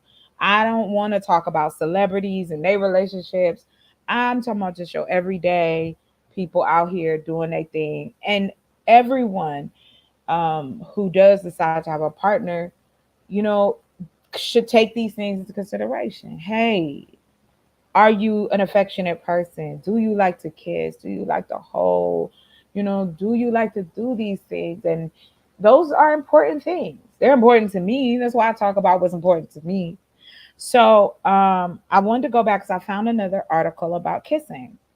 And so I wanted to share that article as well. So I'm going to take this down. We're going to come back because I got another video for us to go through. Because like I said, I'm here for the late night, early morning convos. This was back in 2013. So the article I read before, it was from 2022. And this one is from Oxford. So it's from the University of Oxford. And it was Kissing Helps Us Find the Right Partner and Keep Them. You know, one thing I will say is I don't think that we should ever stop having colleges or we should ever stop researching because it does give you insight. Us as humans, we have evolved and we're trying to evolve more. You know, now it's more talked about, you know, to go to therapy, better yourself, you know, healthy eating, healthy habits, but also loving yourself, right? Well, anyway, I'm only going to read so much, but I want to kind of talk about it a little bit. What's in a kiss? A study by Oxford University researchers suggests kissing helps us size up potential partners, and once in a relationship may be a way of getting a partner to stick around. You know, I think, I didn't even add it to the stream, child. I'm just up here talking. Um, so it's like, yeah, you should want to kiss your partner. The energy that you share when you kiss each other is so important. And it's just like a good hug, right? I think everyone needs that. You need a good hug. I think that's universal. But I also too believe that once you're in a relationship with someone, a good kiss is necessary. All right, let me go on back on over here. So, kissing in human sexual relationships is incredibly prevalent in various forms across just about every society and culture. Um, Raphael Woldarski, I guess this is the doctorate. I'm not sure, but the student who carried out the research in the Department of Experimental Psychology at Oxford University. Kissing is seen in our closest primate relatives, chimps and baboons. Baboons? I thought it was baboons or bonobos. Maybe that's bonobos. But this is something I learned. I didn't know primates kissed. I didn't know that. I know they make kissy lips, but I didn't know they kiss each other. But it is much less intense and less commonly used. So here's a human courtship behavior which is incredibly widespread and common, and in extent is quite unique. And we are still not exactly sure why it is so widespread or what purpose it serves. So he set up an online questionnaire in which over 900 adults answered questions about the importance of kissing in both short-term and long-term relationships. So here was the theory, right? There are three main theories about the role that kissing plays in sexual relationships. That it somehow helps somehow assesses the genetic quality of potential mates, that it is used to increase arousal, to initiate relations, for example, and that it is useful in keeping relationships together. We wanted to see which one of these theories held up under closer scrutiny. Cool. I like it. That's what I said. That's what I'd like to do. Once I get to a place where I have, more, people on my channel, so on and so forth, I would like to really start doing real data. Let's take a stamp. Let's see what is the pulse, right? How important is it to you? How important do you want to make it in your life? And that is what's necessary. That's what's necessary, right? All right, let's keep going. In humans, as in mammals, females must invest more time than men in having offspring. Pregnancy takes 9 months. Breastfeeding may take up to several years. Previous studies have shown women tend to be more selective when initially choosing a partner. Look at that. And this was in 2013. And we hear that so much in this space, that women should choose better. But when we become more selective, then it becomes a problem. Men and women who are more attractive or have more casual intimacy partners have also been found to be more selective in choosing potential mates, as it is these groups which tended to value kissing more in their survey responses. It suggests that kissing helps in assessing potential mates. I agree all day long, all night long, Lionel Richie style.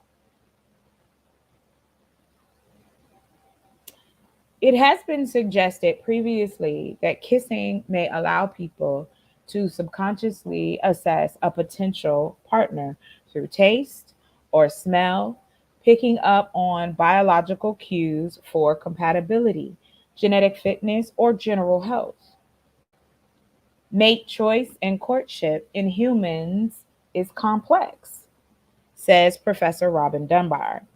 It involves a series of periods of assessments, where people ask themselves, shall I carry on deeper into this relationship? Initial attraction may include facial, body, and social cues. Then assessments become more and more intimate as we go deeper into the courtship stages, and this is where kissing comes in. It's like some people will say, I don't kiss on the first date, right? And that's okay. If that's your choice, if that's how you feel, you have that choice. Um, some people wait months to kiss each other. I mean, you just have so many different scenarios, but if if if in asking, and just to make it a little more generalized, kissing is awkward. Kissing is awkward because there's you looking at their mouth, their lips, their teeth. Like me, I'm a person that I am a detailed oriented person where I'm looking at everything. I am scanning your whole setup. And I used to have a hard time staring at people in their face because I'm studying your face, and I have a tendency to stare and not even blink. And that's creepy. It's creepy when you stare at people and don't blink. Okay, I'm just saying, it's creepy. Don't do it. He added, in choosing partners, we have to deal with the Jane Austen problem. How long do you wait for Mr. Darcy to come along when you can't wait forever, and there may be lots of you waiting just for him? At what point do you have to compromise for the curate? I want to say, I don't want to say it wrong, but I think it's curate for the curate. And I think that means how long are you going to be ready for it to happen, for it to be ready, I think. When Jane Austen realized is that people are extremely good at assessing where they are in the mating market and pitch their demands accordingly. It depends what kind of poker hand you've been dealt. If you have a strong bidding hand, you can afford to be much more demanding and choosy when it comes to prospective mates. Now, we know that. We know that.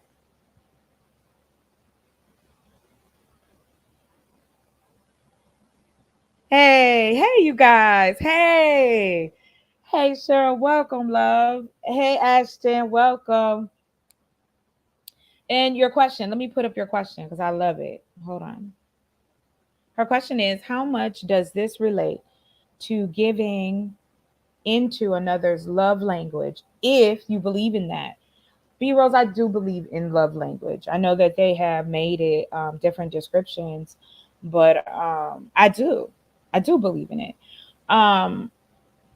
The love language is just like any other language that we give. Our facial expressions, our emotional expressions, how our bodies react to other people. And yes, I think we do get caught up in other people's love language, especially when we don't know what ours is. If we don't know truly what we like, there does come that compromise in the middle where, as you guys start doing more with each other, that should be a way to take your love language. I love that. She said, you got butterflies. It's about, okay, to give you a better example, my love language is cooking for you, touching, holding, hugging, petting, kissing. I like affection. I don't care about, like, if you want to kiss me in public, like, I don't care. Those type of things. Like, I'm like, hey, is this my man, or it's my man, and that's just what it is, right? And some men that I have dated are not. They don't like that, or they feel like when I say the word intimacy, that means intercourse, and that is not the same thing. It can lead to it, But like, I love for people to eat what I have cooked. If I'm dating you and I offer to cook you a meal, I really like you. That's one of my love languages. Also, another one of my love languages is communication. I want to be able to talk about it and us get into it in these conversations, right? I want to know what you like. I want to know how can I add to what you like? Just like I want him to ask me the same questions. I don't like people who just assume because they've been with women before that every woman is the same. So I do believe in that. I do believe in that.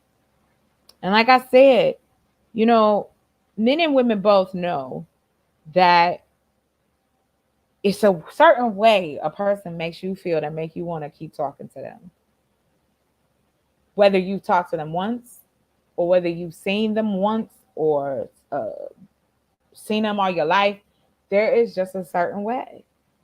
And I think that is so important. And I'm going to get into breaking down what the love languages are. And I'm glad you asked that question, B Rose. So I'm going to wrap up this article because I have another video that I want to discuss. And by all means, ladies and gentlemen, if you feel so free, please. I love your questions. Here, I'm going to hide this. Let me take that one down.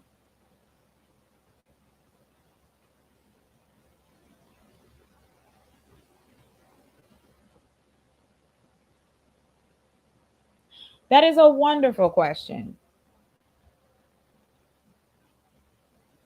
Oh, no. No. It's okay. It's okay, girl. I ain't in a rush, girl. I got time today. I took a good nap. I'm up. And I like answering questions. So, because that to me, because I hate just talking to myself. So, your question is, but do you feel like you have to match your partners or you can express yours the way you feel? There's a little bit of both, right? So let's say if you're dating someone whose love language is, you know, sitting there kind of not saying nothing, but they touching you, nibbling on your ear, kind of, you know, they touchy-feely, right? You may not be a touchy-feely person, but you will reciprocate by kissing them back or touching their hand or their thigh or so on and so forth. So that is matching, right? Because you're doing to them what they're doing to you. And you can also express yours the way you feel. So that is the exciting part, especially if it's the right type of person, that they also are going to match what you do when you express the way you feel. We may do it a different way. Like I said, I like to cook, but he likes to make out, right? We're going to have to talk about it if it's something, well, we should talk about it anyway, whether it's good or bad, like whether we agree or disagree, whatever it may be. So we come to a common ground so that they understand. You're like, well, I'm not a touchy-feely person, but give me time because I want to express to you how I feel about you. However, I have to do it this way. And I think if we can get to those places and have those conversations, then it's no question in their mind that you are reciprocating it, that you're giving back, that you are showing them and they are showing you. And you guys might do it a different way. But where you match at is the level of it, right? If he's slobbing all over your face and you like, can you please stop? Like, please take all you and your spit and move on down the street. You know, that's not matching. But if you are able to be, y'all want to be hot and heavy, you can match him, he can match you, y'all can match each other by, you know, reading the room, understanding who you with. So no, please, and don't ever say sorry. You can ask as many questions as you like. And I'm gonna keep it going. I hope I answered it kind of. So I'm gonna finish up this article real quick and then go into this next video. Let's see here.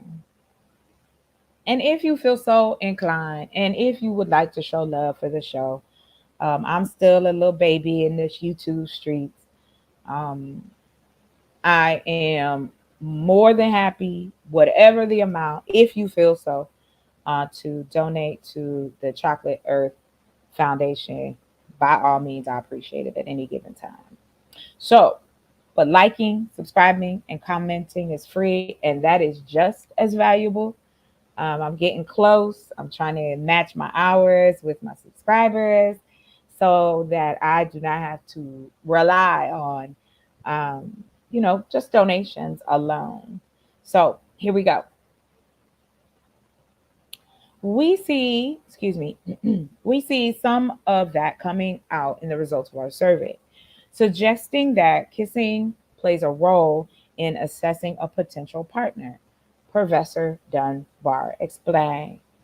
And like I said, any of the articles I have, if you are interested, I'm more than happy to drop the links for you. But I'm kind of jumping around because in all actuality, when we talk about that, like when we say things like, man, my first kiss was like da da da da da da, and I missed that. And I was having a conversation with a gentleman, and we were talking about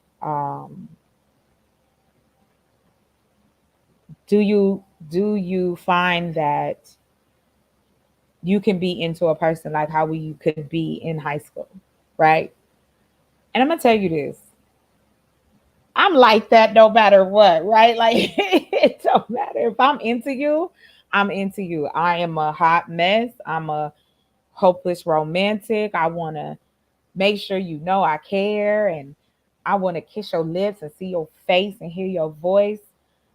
I have not felt that in a long, long time, but I have felt it, right? And I've acted on that and been in a relationship and expressed it,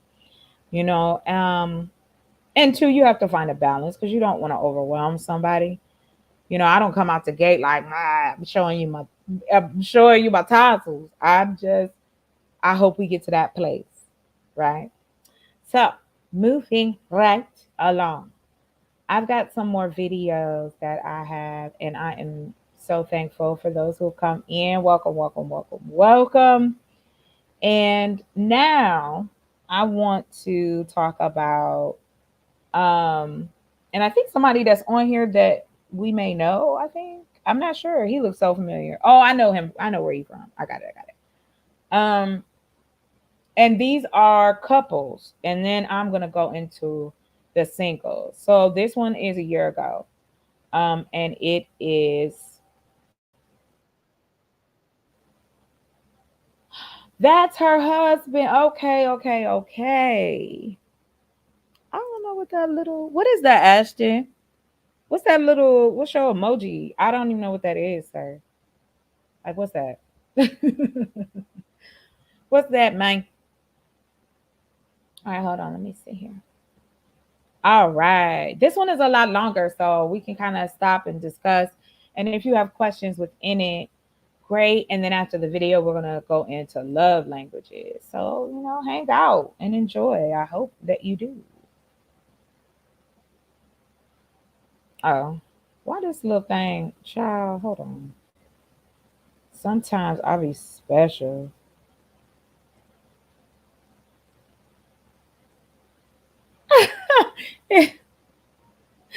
Get out of here. You're hilarious. Hold on. He said nightish. Oh, gosh. All right. Because I just saw them, and I was trying to figure out who this man was. And I was like, I've seen him before, but he married to the old girl who make the spices and other stuff. I think that's awesome.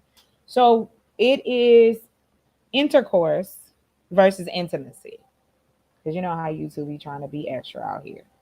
So let's go through it. And by the way, fair use, and check out this channel. It is called Black Love.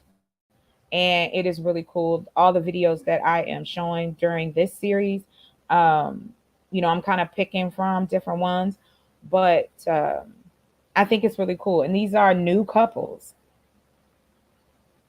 Whose relationship is embarrassing? All right, let's find out. Let's go. Hold on. I don't know, Ashton, that deep. So we're going to start off. This was a year ago.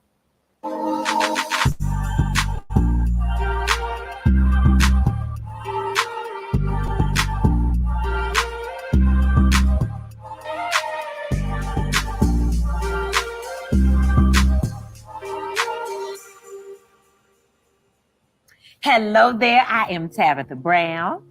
And I'm Chance Brown. That's my husband right there. And you are watching Couch Conversations, and we're about to really get into it. So introduce yourselves. Okay, my name is Gene Moore. This is my wife, LaShana Moore. We've been friends for 30 years. We've been together 5 years and married going on 3 years. From Houston, Texas. All right, Houston, Texas. A whole lot of years there, bro. Right, exactly. And what is something that you love about marriage? Marriage is a beautiful interruption. Mm. Yeah, it's a beautiful interruption because it's a daily challenge to take two personalities and create that cohesiveness between the two personalities. You know, it's an intentional effort every day to be unselfish and to be considerate and thoughtful and proactive. All of that. Yeah, and so it's a challenge. You know, it's not always easy on some days, but you know, I'm always up for a good challenge, and because I love her so much, you know, I'm gonna do what I have to do. Oh, very Yeah. good. For What me, about you? it's the friendship. Like, this is my boy. This is my homie. This is my life partner. I consciously. Now I want that to be heard again for the people in the back. She said, we are friends. That is so important. If you can quickly go to your homies before you come to me, I ain't gonna lie to you, my eyebrow goes up. Because I see you every day. I'm seeing your drawers. I'm seeing you sit on the toilet. I'm smelling your breath. Your homie ain't seeing that every day. I'm listening to your problems. I'm listening to how you talking about your boys, how you get ready for the season. It's football, basketball, whatever it may be. Maybe you are into playing spades. However, I'm with you every day. I'm seeing you. I'm trying to see you internally as well as externally. And I love that she said it because I believe in that. That part, I am in my square and I will not be pushed.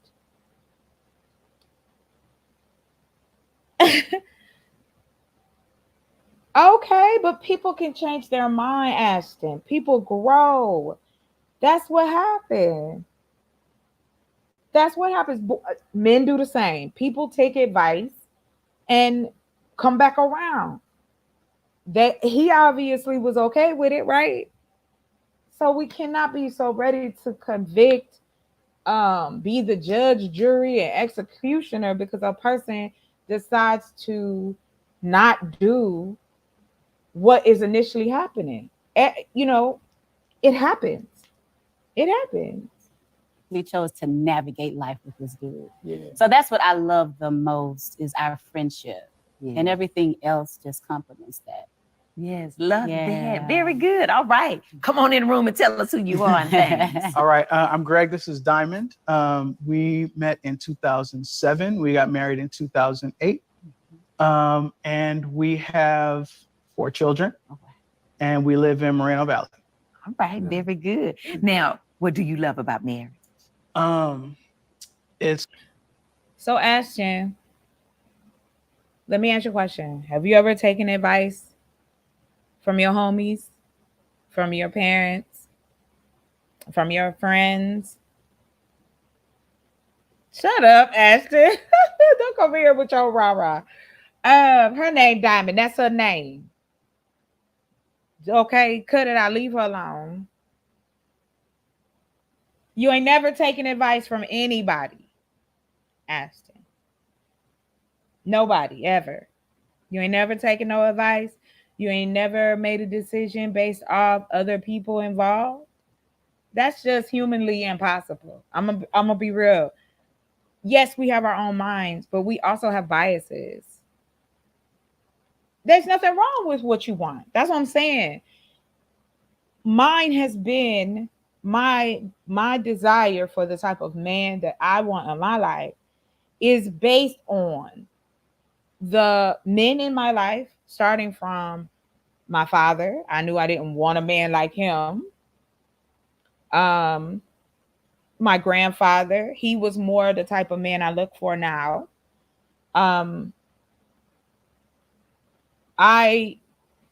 The men I've dated, you know, talking to my friends, talking to my relatives, talking to my sisters, you know, I think it comes with trust too, because obviously she trusted her sister, and obviously it was okay because they together. So even with her making that decision, and if she had never married him or never got back with him and ended up marrying somebody else and was unhappy, she'd had to take that L, right?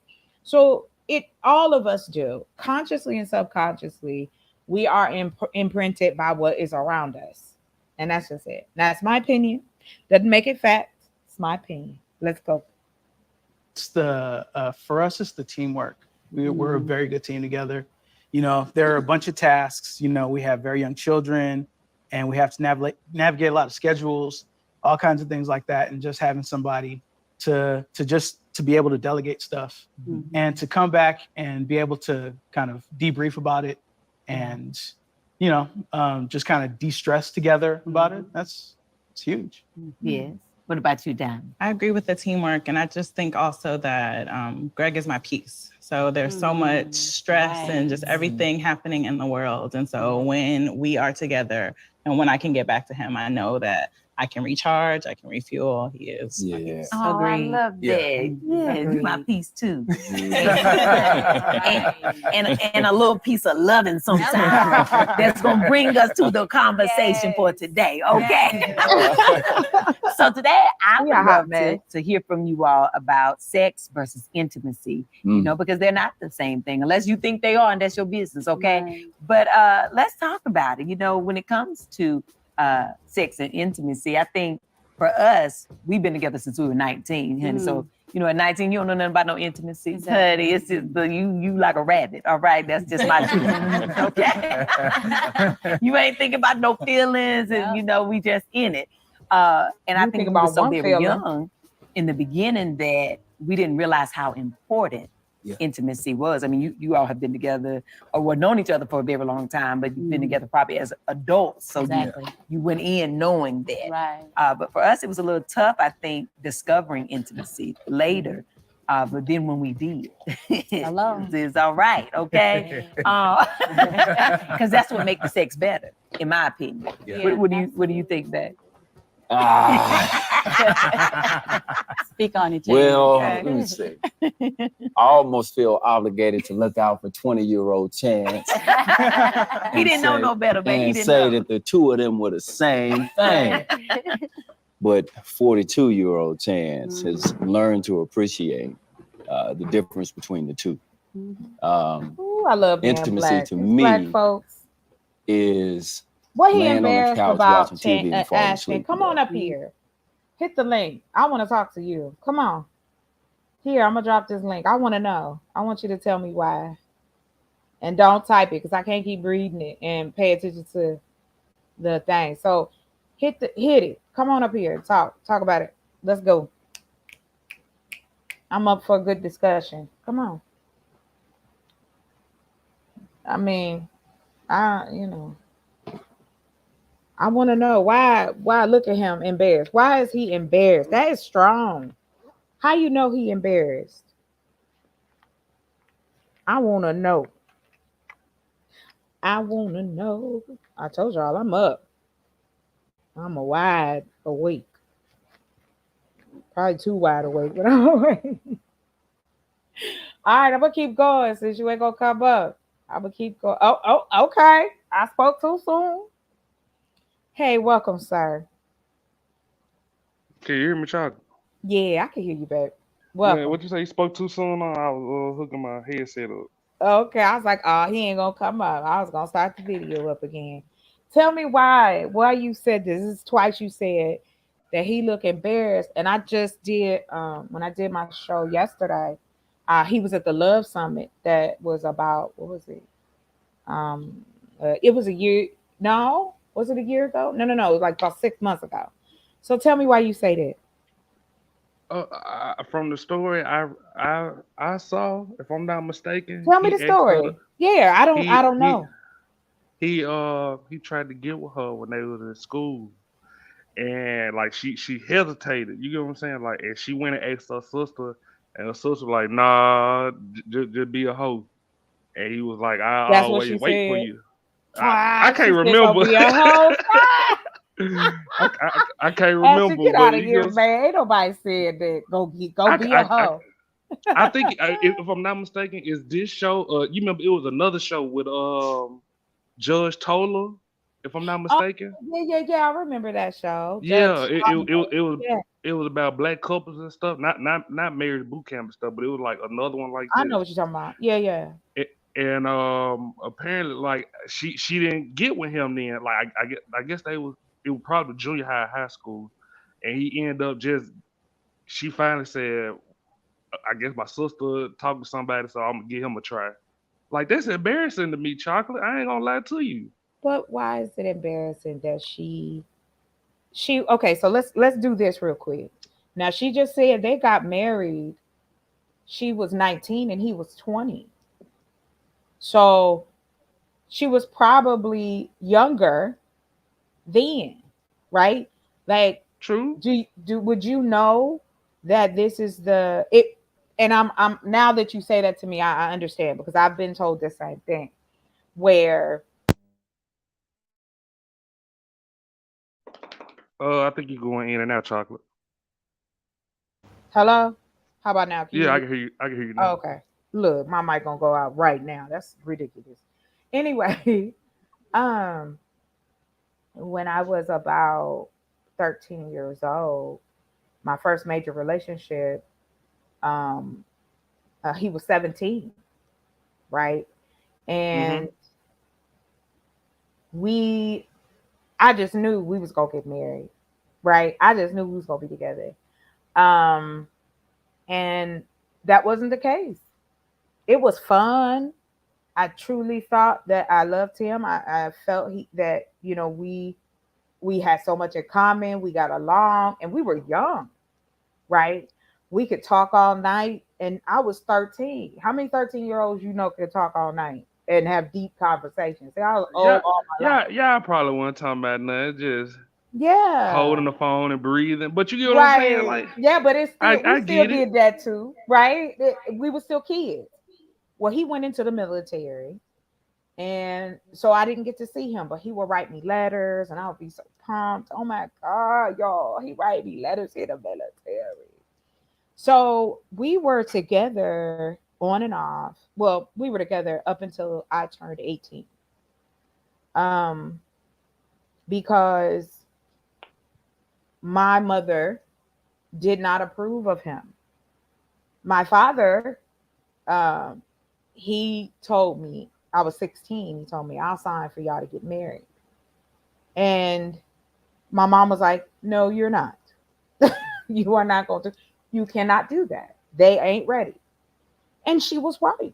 She was absolutely right. And but Chocolate, that play a dynamic now. When your parents tell you something, y'all get that one argument, the female always say, my mama was right. Now come on, can we meet on that level? But I'm telling you the Can we meet in the truth. middle? Yeah, I'm like me and her, yes, we had that argument, right? When I was coming up, and because I was that type of girl, I would have married right out of college, like right out of high school. I felt like, I would have been happy being a wife with like a business on the side and children and all that. Like I was always into that. However, I wasn't ready at 16 years old. I wasn't ready. I think you was, Chocolate. I think you at was. 18 years old. You would have got the benefits that Army did. He would have got you that house, plant your little tomatoes in the bed. You know what? I get where you're coming from, yes, Chocolate. Yes, it could have been on the other side of that. So it's not that I disagree with you. I just wanted to know why you felt the way you felt. Because yes, I would have preferred to have met someone out the gate, right? If him and we stayed cool for years, right? He ended That up. ain't no coincidence. That ain't no coincidence. But hold Chocolate. on, I'm gonna end it with this, sir. All right, Listen. you can tell me the whole thing. I ain't gonna No, judge you. no. Listen, and if you do, it's okay. It's fine with me. The reason I bring that up, or reason I say that, is because again, when I was so, but I was also so ready to get out of my parents' house, right? Like their Yeah. relationship was not the best. I was tired of the things that was going on in my house. I was tired of my father and his shenanigans. I was tired of my mama trying to tell me what to do. And then this is what made that deciding factor for me. We were having a conversation, him and I. This was my boyfriend at the time. And he looks at me dead in my face and says, I just want to tell you I've been putting holes in the condoms. Trying to get you pregnant, that puppy look. I already know. And I said, what? Wait a minute, what? That was a red flag before we were saying red flag, right? And I was like, I would have looked at that as a green flag. You won't be. You trying to trap me. I take it. if a woman was trying to trap you, Ashton, ain't that what they call it? Yeah, I'm like, she must really love me. She trying to get me. You hear me? I get what you're saying, Chocolate, But you're but right, you get what I'm though. saying. Like we talking different perspectives. you looking at your parents' dysfunction. So now Yeah. the first dysfunction you see, you don't. You get what I'm saying? Like I get it, but right. My parents, they didn't have no dysfunction. So that little dysfunction that you saw, I would have been like, Right. oh yeah, she trying to keep me. You go like I get it. And that's exactly, and we talk about that. If your parents, you grew up in a home that, your parents got it and realized, hey, for our children to grow up healthy, we need to have a healthy relationship. My mother was 19, my dad was 29. There was a 10-year difference. There was also mental health issues. My father was in Vietnam and he never came back the same. And he was you know what I mean? So we know that all those different ingredients, so to speak, once you put them in that pot, what comes out all the time it don't always taste good, right? But it never made me feel like I never wanted to be married or I never wanted to be monogamous. Because I believe in dating one man at a time. I don't like if I'm in your relationship with you, I'm in a relationship with you, not you and 5 other men. Like that ain't for me, right? But I will never knock a person who wants to find out all their options, right? They want to taste test. That's why we got sit down restaurants that people bring the food to you. You pick one thing off the menu, or you could go get you a buffet and taste everything. I get it, but we talked one other time, Chocolate. We did. I know. We be sinking. We be sinking. Yeah. But I feel like you know what I'm saying, like how we said about the parents and stuff. Like I feel like if you grew up without the dysfunction, it would have looked. Oh, I'd have been married. As a honey. Yeah, I'd have. But their army. You said he was in the army, right? My ex went into the Air Force, and my dad was in the army. Yeah, so that probably scared you too. Yeah. No, actually, no, it didn't scare me. That he went into the military. I knew a lot of brothers that went into the military. Because they wanted to pay for college or so on and so forth, especially in my neighborhood, right? So that was never scary. I wanted to go into the Air Force myself. However, I was forbidden. And when the recruiter came to the house, my mama sent him right back packing. And my father told me, no, you are not going into you're not going into the military. You're just not. So, I respected my parents' opinions. I respected, they've been here before. They've been here longer than me, but then you come to a realization they don't know everything. right? Mm-hmm. You realize that you have to step out and you have to bump your head a few times so that you do and can realize that it is you making these decisions and not just based on guidance from just your mom, just your dad, just your sister, just your, you know what I mean, just your best friend, because they don't know everything and they can't tell you that, you know, if you make this decision, you may fail because you may succeed, right? So yeah, I get you. I completely get you. And I think, yes, if I'd have seen a different type of lifestyle growing up, yeah, I probably would have been, I'd have been off the market. Right? But chocolate, just take it from my eyes. Yes, if please. somebody asks to be with you, and they say, "No, my sister said, don't get in this relationship." Like I couldn't look at you the same no more. I had that happen to me, Ashton. I had it happen to me. His mother told him the guy I was dating, he wanted me to meet his mom. And his mom told him, she'll break your heart. You need to break up with her. And he broke up with me. My mama say that shit too. I don't listen to none of that. I don't listen to none of that. Child, like listen. But one thing I can't say though, my mama be on the money. See, but this the thing though, chocolate. Like I feel like I don't like that. Out, what though. if?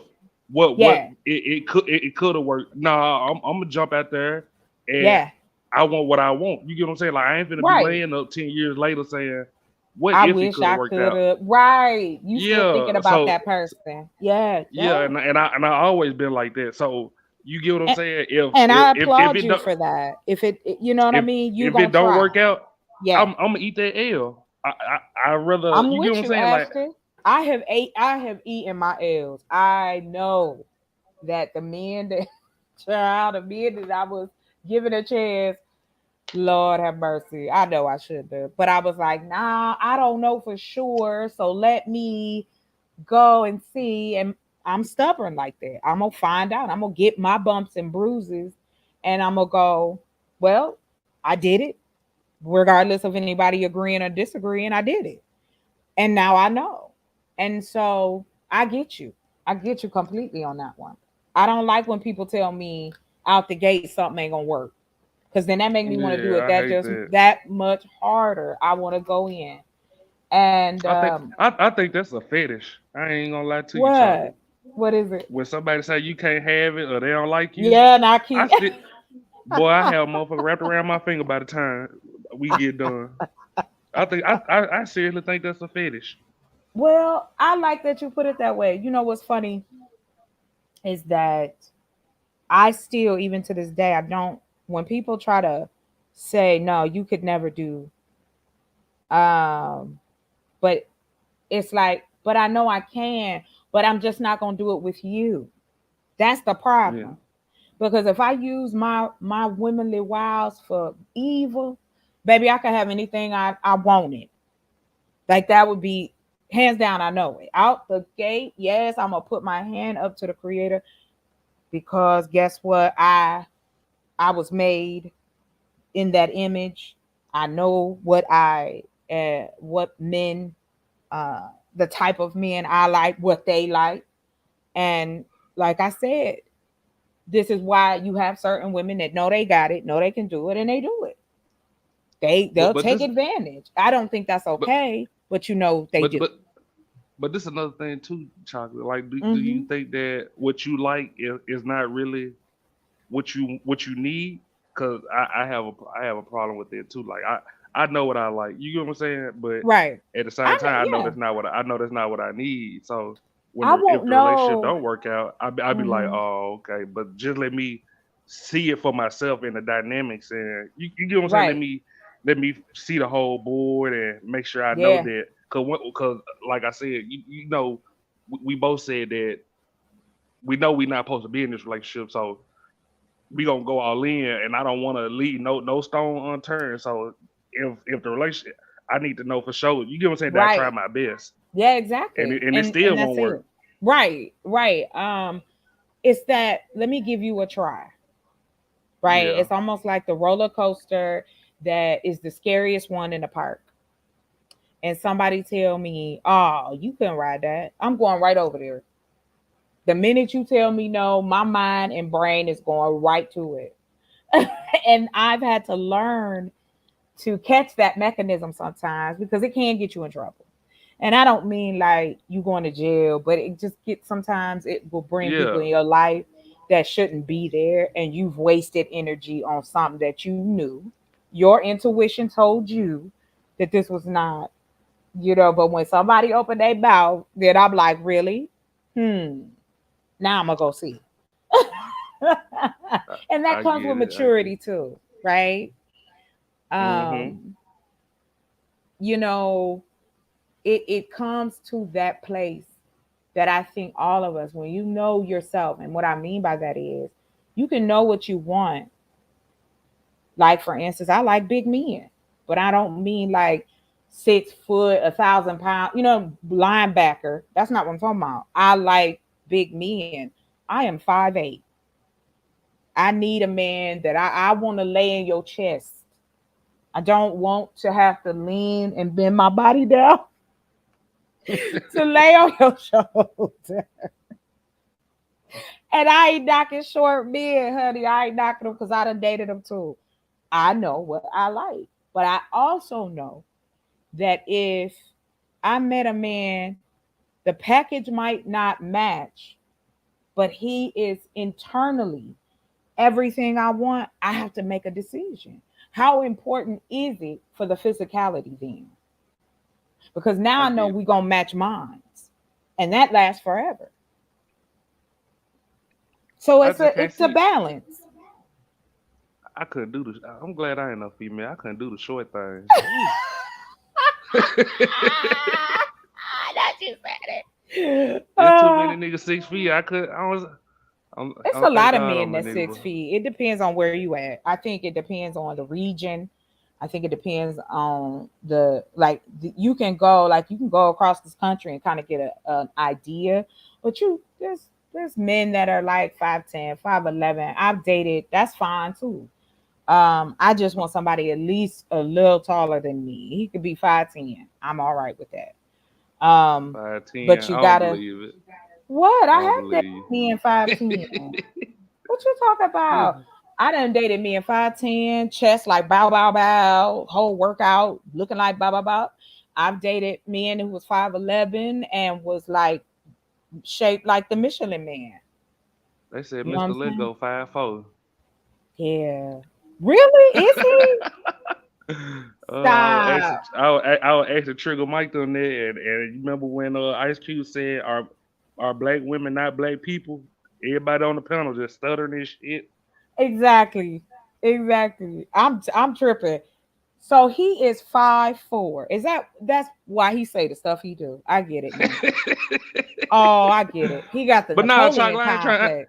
I ain't trying to stop your video. Oh no, we can play the video. You can hang out if you want. Yeah, I'm chilling. Yeah, just chill. You can come back when you want to, so on and so forth.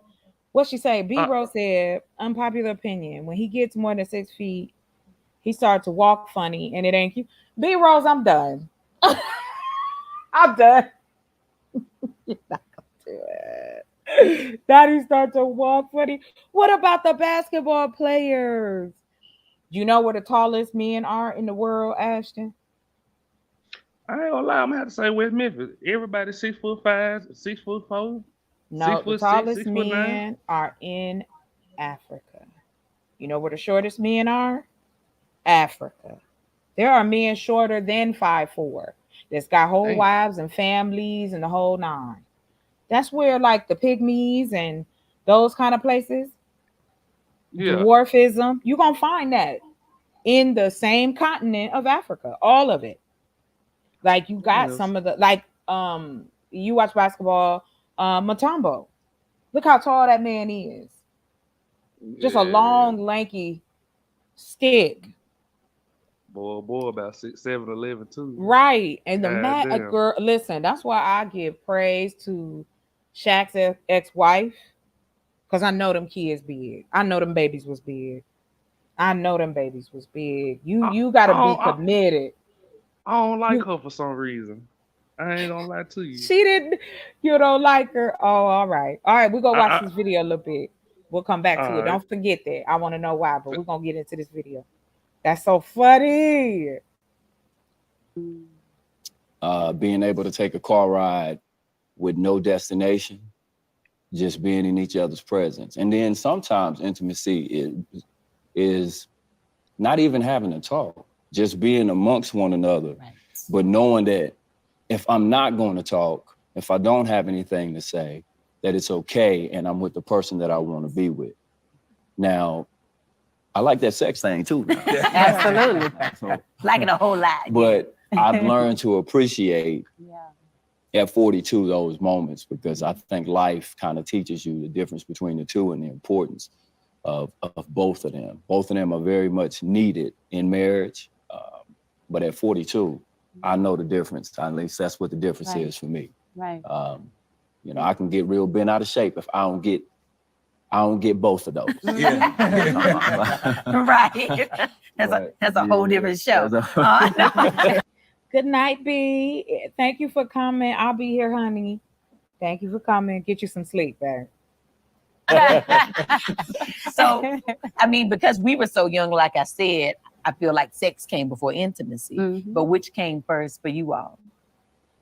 Wow. You want to answer? You want me to go first? You sure you want me to answer first? Let me go first. Yes, let her go. So we have an interesting story. We got married later. We got married in our 40s. Oh, So I'm 45. He's 42. You know, by this time, you've experienced your definition of sex. Yeah. So for us, and I'll speak for me, I've regarded intimacy as like that sixth love language. You touched on it, that it's not always a verbal thing, but it's that unspoken communication. I think it is the deepest part of being able to learn each other and being able to speak each other's language, reading our body language, disposition, being observant, watching what's going on in his life, and he's watching what's going on in my life, and then being able to speak into that. Whether it's by a touch or by something that is said.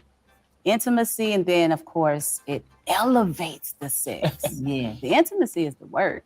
And the sex is easy. But when the intimacy and the sex comes together, it's dynamite.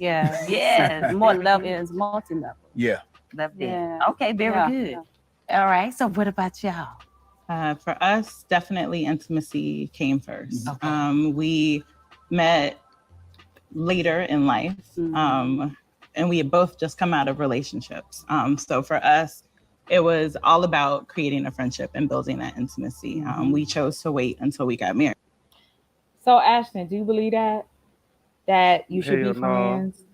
Oh, I thought you were talking about that believe her story. How you just gonna negate the woman's story? Who, Diamond? Chocolate, don't know a woman just come out in a relationship and start dating. She was cheating. That what that was. You know what? I'm done with you. I can't. Come you on, is- Dad. You ain't giving nobody the benefit of the doubt. You don't know how long they waited. She said they waited. They didn't go and meet. What? Chocolate, I know a con artist. Her story was she said, I'm gonna get through Who with a is different a story con than the other artist? two. Diamond. Is a Diamond. con- oh Lord, calling this. woman a Everybody con else said artist. sex came first. She said, no, intimacy. I done dated them type of girls, Chocolate, that just gotta What be different type than of everybody else. girls? Oh Lord. Why I can't have to that blow be your true, channel up. Ashton? No, I you're haven't blow your fine. channel with the truth. You not. Go ahead. Give me the truth then. Were you the last I person? let you up. Will you date a person that what I can't explain. Like, okay, you know how Okay. when the internet first came out and you meet Yeah, yeah. motherfuckers online, like you be sitting in the car. We ain't gonna tell them we met on MySpace. We gonna say we met at a library. Yes. She one of them. Shut up. She one of them. We going Tell back me to the online, video. Chocolate. I can't. Leave Diamond alone. She tell her story. Look at her husband. That man look happy, don't he? Yeah, happy. Wait a minute. You can't just brush y'all unicorns. See how she brushed over? Yeah, she tried to, What I tell you? She tried to go over that thing. Now you gotta get. Hey, when you say that, yeah, hey, you saying something. You gotta get a room a beat. Right. Absolutely. Well, so we had both come out of past relationships, failed relationships, and really had done work on ourselves to make sure that this union was lasting. And so as a result, and because of our faith, we decided that we would wait until we got married before we had sex. So it wasn't easy. And how long was that? How long did y'all wait? So we got married 1 year after we met. Oh, so wow. because it's not easy, brother. Got on the fast track. Right, fast track. We're gonna do this or not, okay? Yes, all right. Our story is somewhat similar, Yeah. too. Y'all waited too? We Wasn't it? waited, but because Okay. we didn't want to blur the lines of sex affecting our friendship. Like he was for real about the friendship part. Yeah. And That then is trying to weird. transition into romantic, you know, romance. Yeah, because one thing I told her, I said, listen, let's do, and I hate to refer to it like this, but it was almost like a probation period. I was like, let's just go out on some dates for about maybe a couple of months. Yeah. And if it doesn't work out, we'll just agree that it doesn't work out and we're still gonna be cool. Because we've been friends for so long, and the friendship aspect was so important to me. I didn't want getting in a relationship to go bad and then the friendship is completely dissolved. Yeah. Right. So I said, okay, listen, if it doesn't work, then we'll just agree to part ways and we'll still be friends. But thank God it worked. And a couple of dates turned into more dates and more dates and more dates, and then About a here year we and a are. half. Yeah. Wow. You A year and a was half before sex? Well, we dated for about a year and a half. Yeah. Before y'all ever had sex? Mm-hmm. Then we got engaged, We but we got baby. married that Hold same on, year. Chocolate. Hold on, So we Chocolate. planned Hold on, that Chocolate. Hold on. Yeah. Okay, I hit it. What is it? Go ahead, Ashton. You got You it. said Tamika freaky ass started trying to ask when they had sex. You know what? I'm telling her sister told her go be a hoe. Nah. But she adamant. She adamant. She Come the on now. host. They hosted Chocolate, come on it. now. What? Come on now. What? I don't know if she a hoe, man. I can't say that. I can't agree. Allegedly. I don't You want to get can't, the right? show straight. Allegedly. Allegedly. Allegedly. Okay, we'll be. But nice. you can hit the play button. All right, you funny as hell. Oh God, that's funny. Wait a minute. Because I'm doing some extra stuff, and then I stopped the video. Hold on, real quick. Okay, we got it. Let's go. Matter Funny. of months. Oh, wow. We're in a room full of unicorns. Well, listen, to our defense, No, don't you know you forget do now, that, babe. though. Don't forget. So when me and Chance kind of got back, we was 19, though we were very young. Exactly. But when we decided, okay, we're gonna do this, we're gonna be together. Right. I did not want to have sex because we had sex before, Right. maybe a year or so prior, and I was like, all the feelings went away. Yeah. And so when we decided, okay, let's give it another go, I was like, let's not have sex. So we waited 3 months. We didn't wait a year. Right. We waited 3 months though. And I was like, damn. So, hey, Yeah, look. I got you, Chance. So everybody up here gonna try to make me look like I'm the only one. We were young though, baby. Everybody like, hey, all y'all in cahoots. Hey, Chance. Hey, one thing we can all agree with is that it wasn't easy. It wasn't Yeah. easy. That's right. 3 It months, wasn't 1 easy. year and a half. It won't easy. So, but very good. So therefore for you all, and you as well, intimacy played a role first for you. And then, but how important is intimacy versus sex? Or do you feel like they are the same in importance factors? They're definitely not the same. And for us, like you're saying, one, you need intimacy. For us, we need intimacy in order to accentuate, I guess, our sex life. And if we are not intimate, if we haven't made those moments to connect, then there is not going to be any sex. Like it's not going to have that same connection, that same meaning. So when we did wait the year until we got married, and because we got married so quickly after meeting each other, we wanted to really focus on us. We wanted to be selfish. But a couple years into that, we found out that we were infertile. And so the whole trajectory of our marriage changed. And so it was all about trying to get pregnant. And so we had that shift, which thankfully. I only have one complaint about Diamond, okay? Just I'm one. listening. I'm listening to everything you have to say. Her hair clip. I have a problem with her hair clip, and that's all I'm gonna say. Okay, look, going back to the video. I can't with her hair clip. Okay. We had spent so much time building that intimacy. So when we made that shift, it was okay. It was difficult. It was difficult. And we did have to intentionally make times to be intimate, to build that connection, to make sure we were still friends in the midst of all of that. So when you say it shifted, did it shift from naturally like, oh, honey, you look good, let's go and get it into, versus, look, this what time it is, we done took this, we done did this, we gotta have sex to try to have these babies? I think that we shifted the purpose of our relationship. I don't know if that makes sense. So at first it was just about the friendship, just about getting to know each other. And then once that happened, then we did have that extra dynamic that we were grappling with. Okay, you were in pursuit of something together. Okay. Yeah. And it was a factor of like, okay, well, this clock is ticking. Like how can we make this happen? How can we achieve this goal that we didn't think was a goal, but now that it might be out of our grasp, like, okay, we have to go for it. And it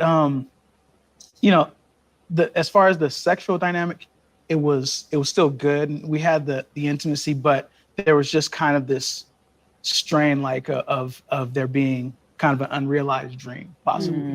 Okay. And now that you have children, you have 4? We have 4. Right. Now how does that? Because let me tell you about the 2 that we had, in the house, and they 10.5 years apart. So we had some time, but we've been quiet for many years, if you know what I mean. Okay. How does that affect your intimacy and your sex life? Right. We have 3 children under the age of 3. Oh, God bless you. Wow. Okay. 3 under 3. Okay. So we have to be extremely. Wait a minute. I got to go back. What she say? She had 3 under the age of 3. That's a daycare center. That's not. Child, we getting a nanny, child. Nah, buddy. What? That means she was on his ass for that look. They had to be. It always be them type of looking men though that make a lot of kids. I noticed. Nah, it be that woman with that type of hair. Going somewhere. I can't stand you. What the hell? I just said her clip. Leave her. Everybody got their natural. Even what's her name? It's just straightened out. But everybody got their own hair, right? Ain't that the thing? These are not women. Kids Tamika got? Let me see. 2. They got 2 babies together. And she said they was 10 years apart. And now, they've been married since they did what? He's 20. So they've been married for 22 years. And they had a kid probably out the gate because they was young. And then 10 years later, they had another one. I don't know. That's my only issue too. If I was to have kids, I need them to be close in age. Yeah, I can't do that 10 years. Yeah, apart. I want them to have what I had, which was a brother and a sister. My brothers and sisters are like, we are gapped out. Like, I'm the oldest of this set of kids my dad had with my mom. And I think she was the only second woman he ever married. He ain't married the rest of them, but not that it mattered. Yeah, he was still the same man. But I'm the youngest. Yeah, my brother is the youngest of the 3 of us, but we have I was 6 when my baby sister was born. So that her and I, we have 6 years difference. And then but did you use that to your advantage, Chocolate? Like the whole, I couldn't. What? When I went out, I had to probably be in the house like around 1 or 2. But if I went out with my brother and sister, I could be out till the sun come up when I was in school. But see, here's the thing though. My sister couldn't go out with me though. We 6 years apart. So she couldn't go to I started hitting the club. I was 17. My brother's 6 years older than me, I think, if I'm not mistaken. Yeah, and see, and that's another thing too. It's different for boys and girls. It just is. I hung out, I had older women I was hanging out. Like my mom's best friend's daughters were like my big sisters, right? So a lot of what I learned about being a woman and doing the scene and all of that was from them. And I still, you know, think that that also had a lot to do. And these were women that they wasn't hoes or I'm sorry, 304s, what they say. These were hardworking women. We did go out, we did drink, we did smoke a little bit, but nobody was doing nothing crazy, right? Like nobody ever introduced me to no rah craziness. I had been going out with them for so long that on my 21st birthday, they was like, wait a minute, you just now turning 21? Is it because of the way I, carry myself? But Yeah. I am thankful for those experiences. I don't regret them at all because it helped shape, the type of woman I am now. And so I know that my last relationship, we waited 2 months before we did anything together. Yes. What's wrong with that? Ain't nothing wrong with it. I just can't do it. Well, Yes, I you can. can. I can. You can. If the right woman came along for you, Ashton, and that I'll was wait a whole year important. I'll wait a whole year if it's the right person, but I don't know. I need it today. Now me, no, not a whole year. Cause I do have I'm I don't mind. You know what I'm saying? Like I like that activity. And when I find somebody I'm attracted to, shoot, I'm trying to test out the work. But I was happy to do it. I was happy to do it because I enjoyed his company. I wanted us to be friends. He wanted us to be friends. He was older than me by 6 years. So when I met him, So y'all really be saying that I want to be friends first? Yes. What's every wrong with being relationship, friends? every relationship, I say I ain't your friend. I can't. You ain't But gonna be why up under me not all though? day. What's the point then? I mean, it's What else are y'all gonna do together? No, for real. Hear me out, Ashley. What else? Okay, so you're in a relationship.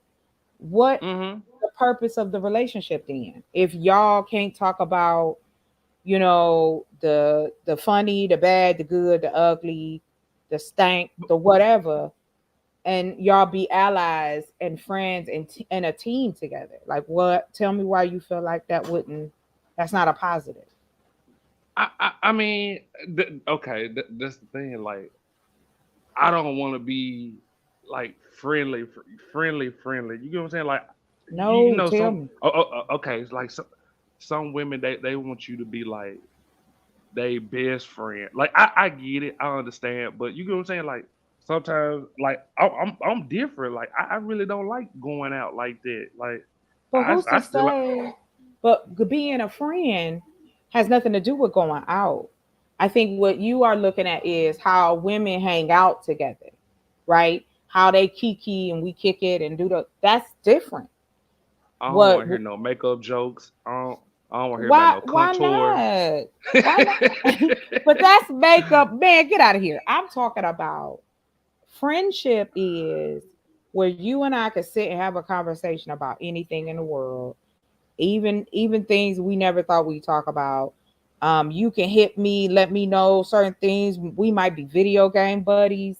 You know what I'm saying? We might like to play basketball together. Like that's what that's what that means. Not that you got to do But makeup chocolate, and nails and things like you know that. if we play ball, I can't really cross you like hot sauce. You know I got a whole bag, so we really ain't. You don't know It that ain't because no I might competition. elbow you right in your throat and keep it No, pushing. what I'm But like saying.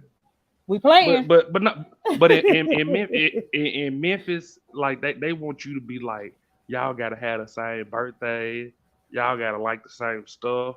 And I just like I just like to be upfront. Like I'm different. You get what I'm saying? So But you're not telling me why couldn't you be friends with the woman that you I think you mean want to walk this earth with?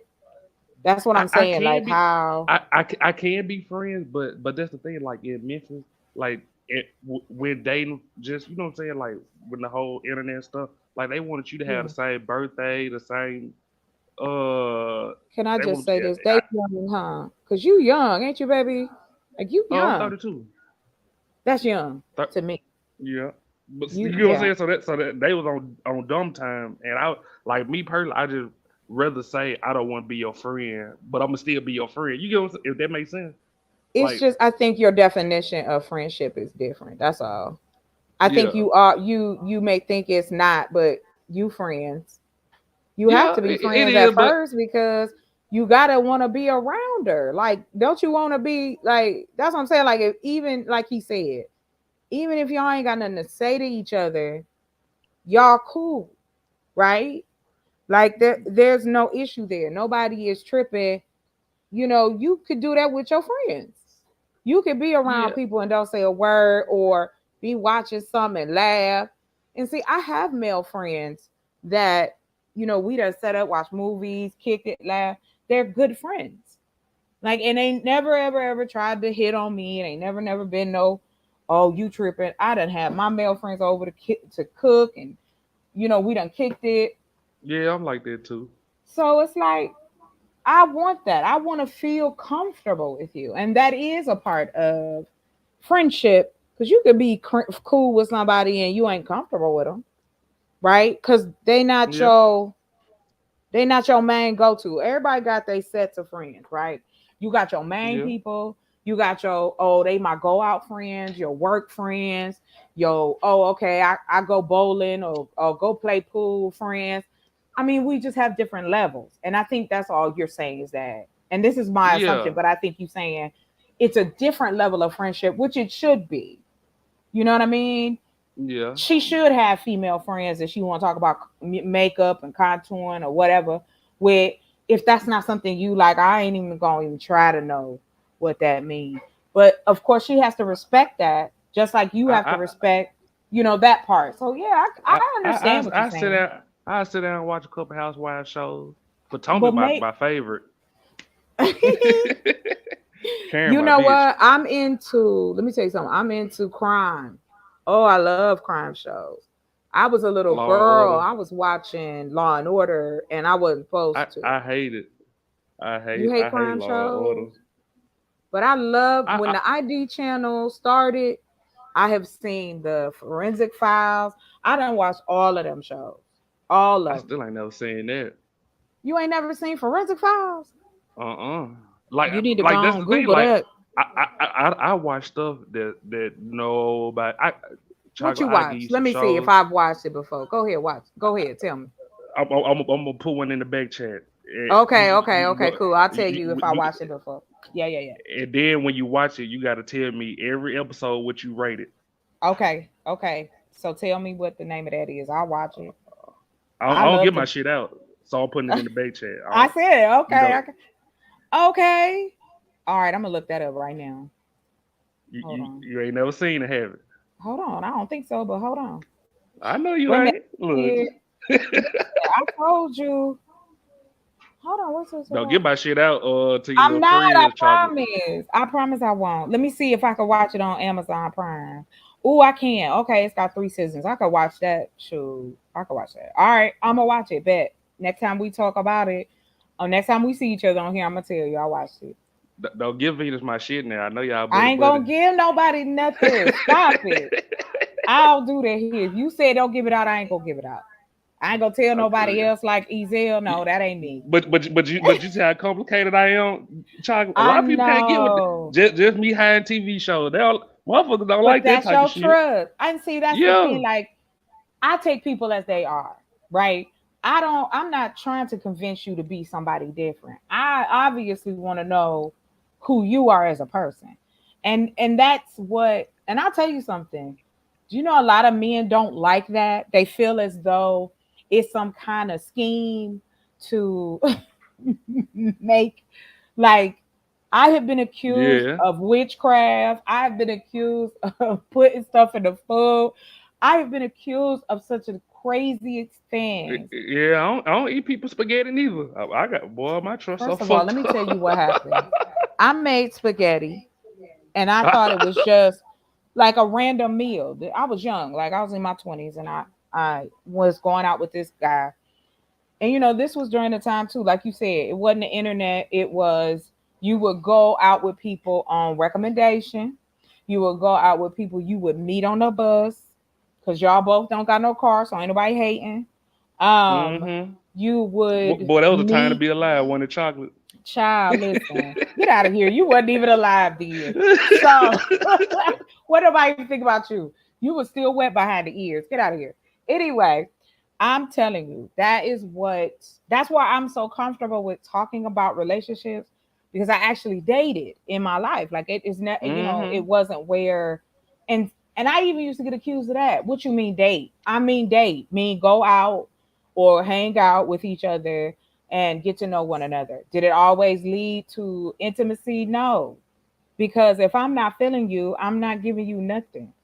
So, but chocolate at the same time, I ain't saying it's you, but a lot of women, like, just going on a date, they make it so hard. Like every conversation going downhill, and I don't go on dates. My first couple of times us talking like, nah, we got to do Netflix and chill. But the thing about it is, like you said, you got male relations. I ain't gonna try to touch you or nothing like that. I sit on the bed like a virgin, like I'm just brand new to the game. Like that is so funny. and Not that's brand new to hard. the game, but that's Yeah, that's hard, because you respect yourself and you respect the person that you just trying to get a feel for them. Do y'all have that energy? I know, but that. I understand it's hard to come by, and everybody Oh, not honey, like that yes, too. it is. So So it's a lot of creeps out here, honey, that make it hard for women too, and that's why a lot of the good ones, or so what you know, a man call good ones. We are in the background. You don't see us. We at home. Yeah, I'm I a agree. homebody. And once I finish my house up on my property, child, ain't nobody gonna see me. Ain't nobody gonna see me except they're gonna have to look at me on YouTube, because I'm not, you know what I mean? I'm okay being comfortable with me. Would I like someone to be in my life? Sure. But of course, because of my life experiences, good, bad, and indifferent, you know, I want them to have experience in life too. You know, I want us to come from the same era. Like, so I'm not really heavy on dating men too much older than me. I can get you within 3 years. About that, you know, 3 to 5 is my maximum. You know, like I don't. Chocolate. Let me check the back chat real quick about the show, cause I know people they don't. I don't listen to people movie picks neither, so I gotta tell you who in it. Make you speak Oh, third. for real? I just watched the last one, the last movie. I ain't like it. I ain't like Me it. The last Insidious. neither. That shit made me mad. I thought I was like, what is this? That shit made me mad. I was like, boy. are they setting us up for another one? Maybe. No, Maybe I that's think it. it's over with. I think that's I'm the mad last how one they for real. wrote that. That was ugly. I didn't like it. You right. I didn't like it. So yeah, and I love watching shows, because I be doing other stuff. Like I be working and typing, and I like having shows on in the background. I know you probably gonna go a couple days before you watch it. I'm like that too. Yeah, I probably will, because I got I some don't stuff trust I'm people watching. picks. I don't trust nobody that give me a Netflix. Let me play this video. Ain't nobody messing with you. I gotta go though, Chocolate. I'm Okay, if but you thank want you later for on, I'll coming talk up to you and later. hanging out. Yeah. Ain't no You know problem. it. All right, now have a good rest of your day, sir. You too. Bye. All right, let's get back into my video. That is mandatory date nights. That's the children are in bed at 7 every night, because we need that time to connect with each other. So. Oh, well, you know, something specific, something special that we did for our anniversary was I'ma tell you, our I anniversary like was that. Sleep Under the Stars night. So we put the kids to bed and we set up a tent on our balcony and we played some music and, you know, watched the stars and, you know, had our anniversary. I little- that. Yeah, Very little good. That's romantical. I like that. See, it ain't always about a whole bunch of money and all of this and that. That's again, if you comfortable with this person, this is what y'all gonna do. That's what y'all gonna do. And that's just it. That's just it. So let's keep going. I'm up. I told y'all I'm up for it. Yes.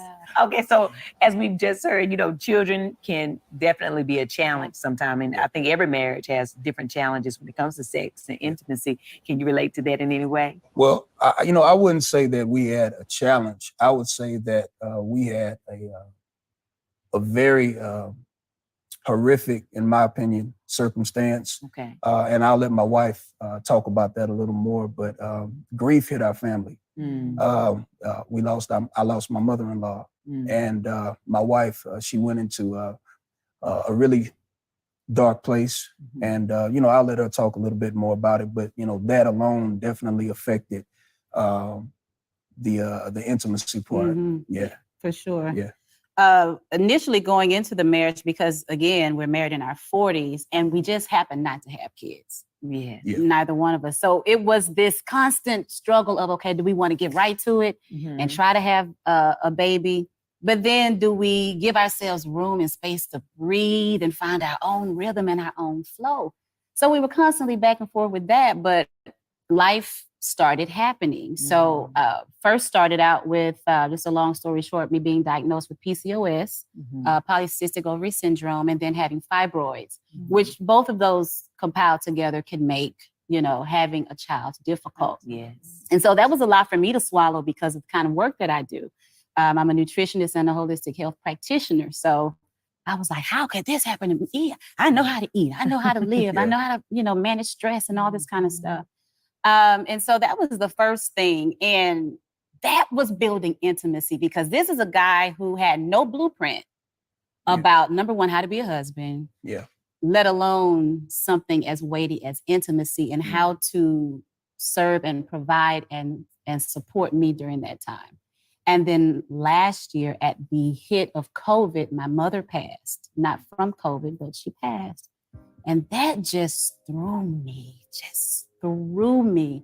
And this guy, I'm not gonna cry. He stepped up because I went through all the emotions of, okay, am I supposed to literally try to think about having a child now? And my mom, there's not gonna be a Nana? And how do I go through this without her? So all of these different obstacles are there.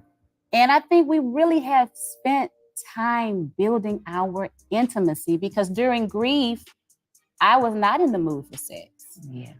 And I could hear my mom's voice in the back of my head. She would always say, "You take care of your husband now.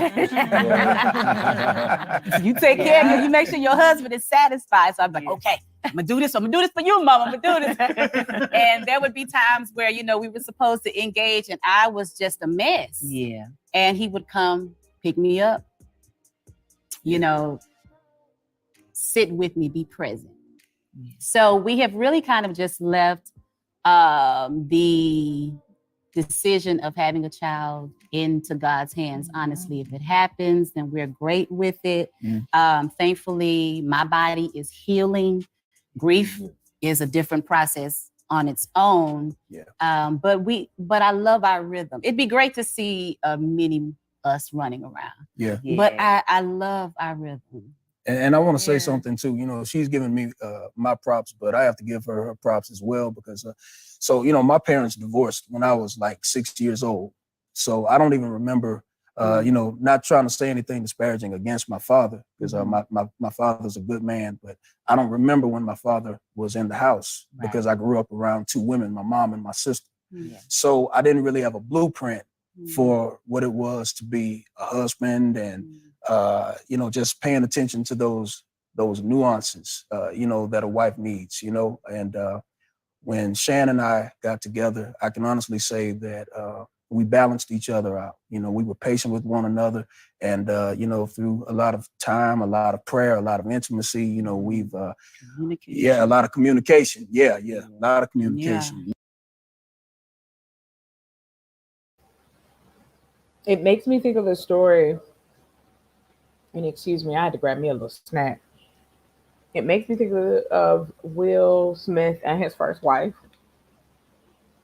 because they lost a child, and when there is loss of any kind, whether it's your child, a parent, grandparent, friend, whatever it may be, grief is hard to quantify. And I remember, and I'm still, it's almost been 3 years. It will be, well, it's been 2 now, but, I still deeply, deeply get saddened when I think that and know that my mom is no longer here with me. And would she be proud of the choices I've made now? Would she be okay with the decisions I'm making? Because I felt so bad that I didn't make her a grandmother. I didn't get married, those type of things. And that was because it wasn't the right person in my life. And I just didn't want to do it just to be doing it. Because I know that happens a lot, where women will just do things or men will just do things because they're trying to, be a part of that clock. And I lost my mom during, the pandemic. And, it has definitely changed me again. You evolve, and sometimes you evolve in a positive way, and sometimes you evolve in a negative way. And if it wasn't for my brother and sister and my best friends, I don't think I would have gotten through it. And I'm just being 100 with that. But not to take it too down. We're gonna keep going. We're gonna go back to the video.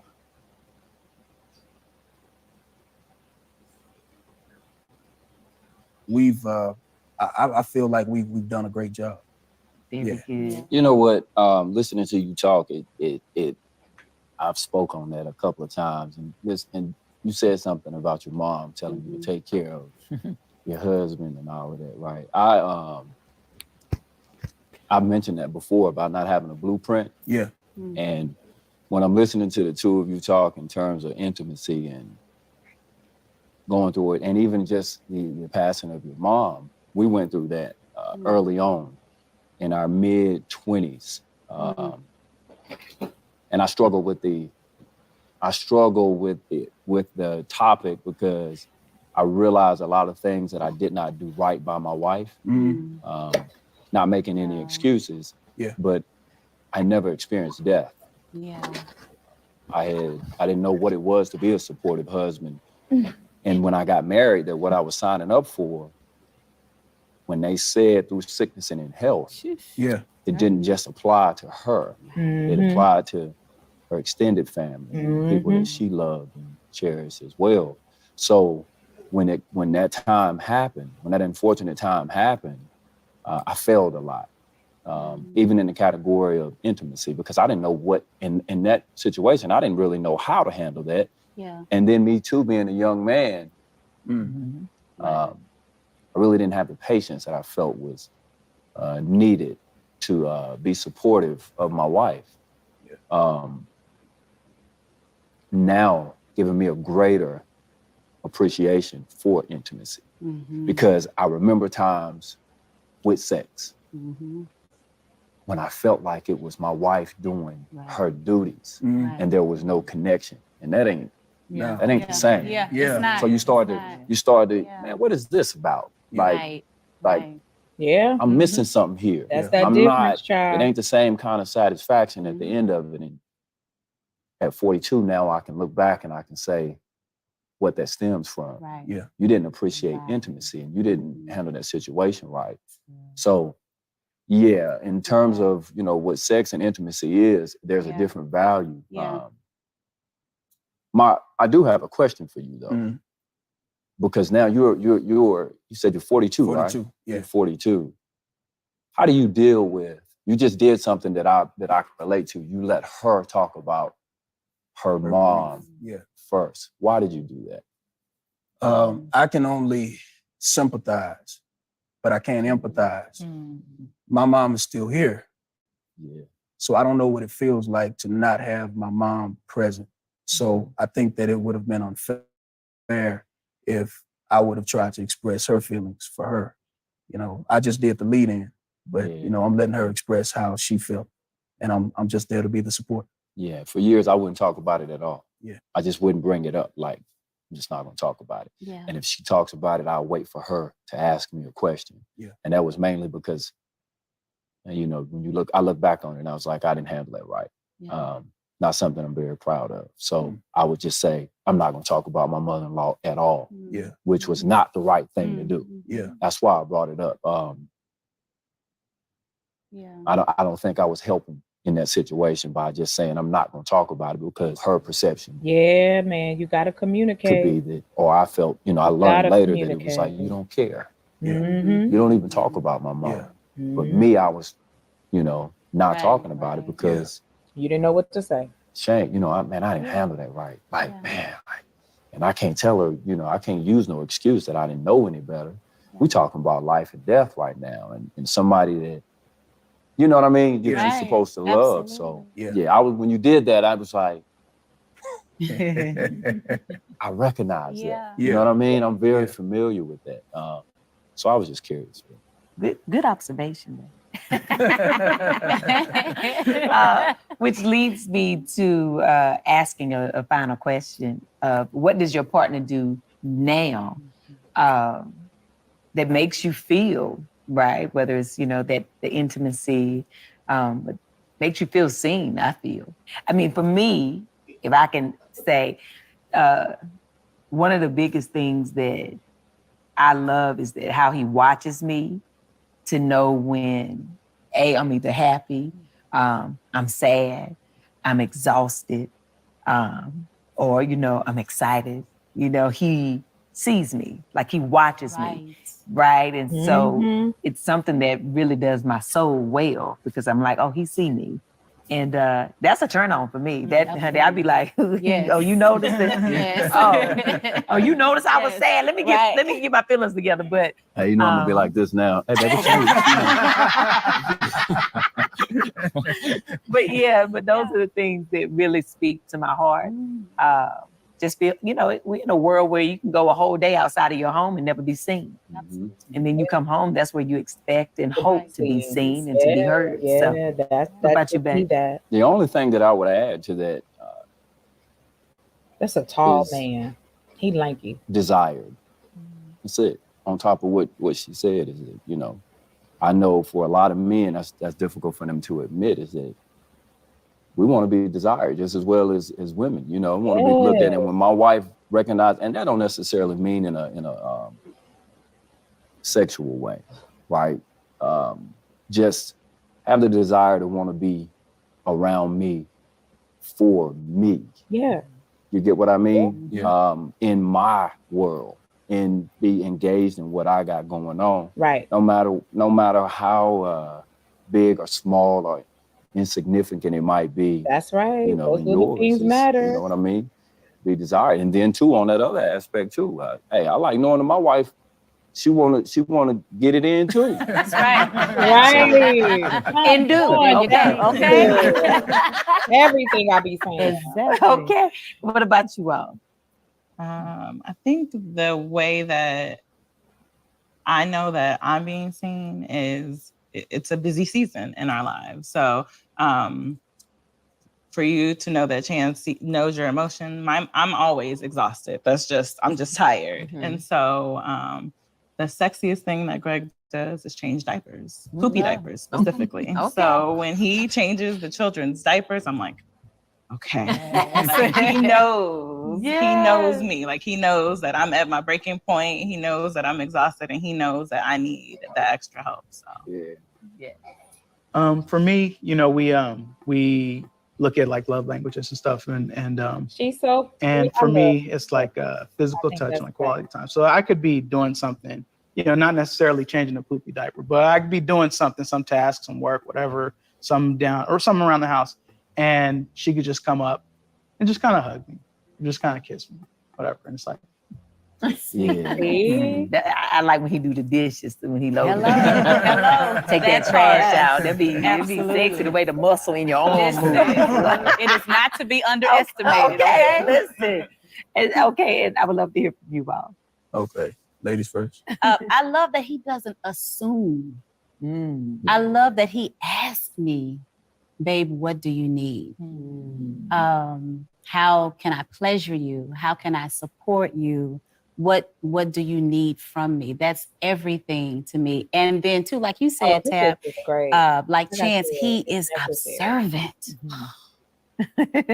You know, in a busy world that's self-centered, it's fast-paced, you're doing for everybody, you're giving all of yourself, and you may get a small thank you back from one or two people to come home, and even out of all the things that he has on his plate, he has taken the time to understand what I need, to read me, to assess me, to stay in tune, to remember what, you know, I may have complained about or what I may have felt, you know, that night, and connecting. And then listen, let's not underestimate the domestic anointing. When I see him washing dishes or cleaning, like I've already told him that, I'm like, it's good as own when I see you do that, because, you know, it's team. It's not gender, you know, driven. It is, what does this team need to move the ball forward? And I love that. Come on now. Teamwork make the dream work. Am I the only one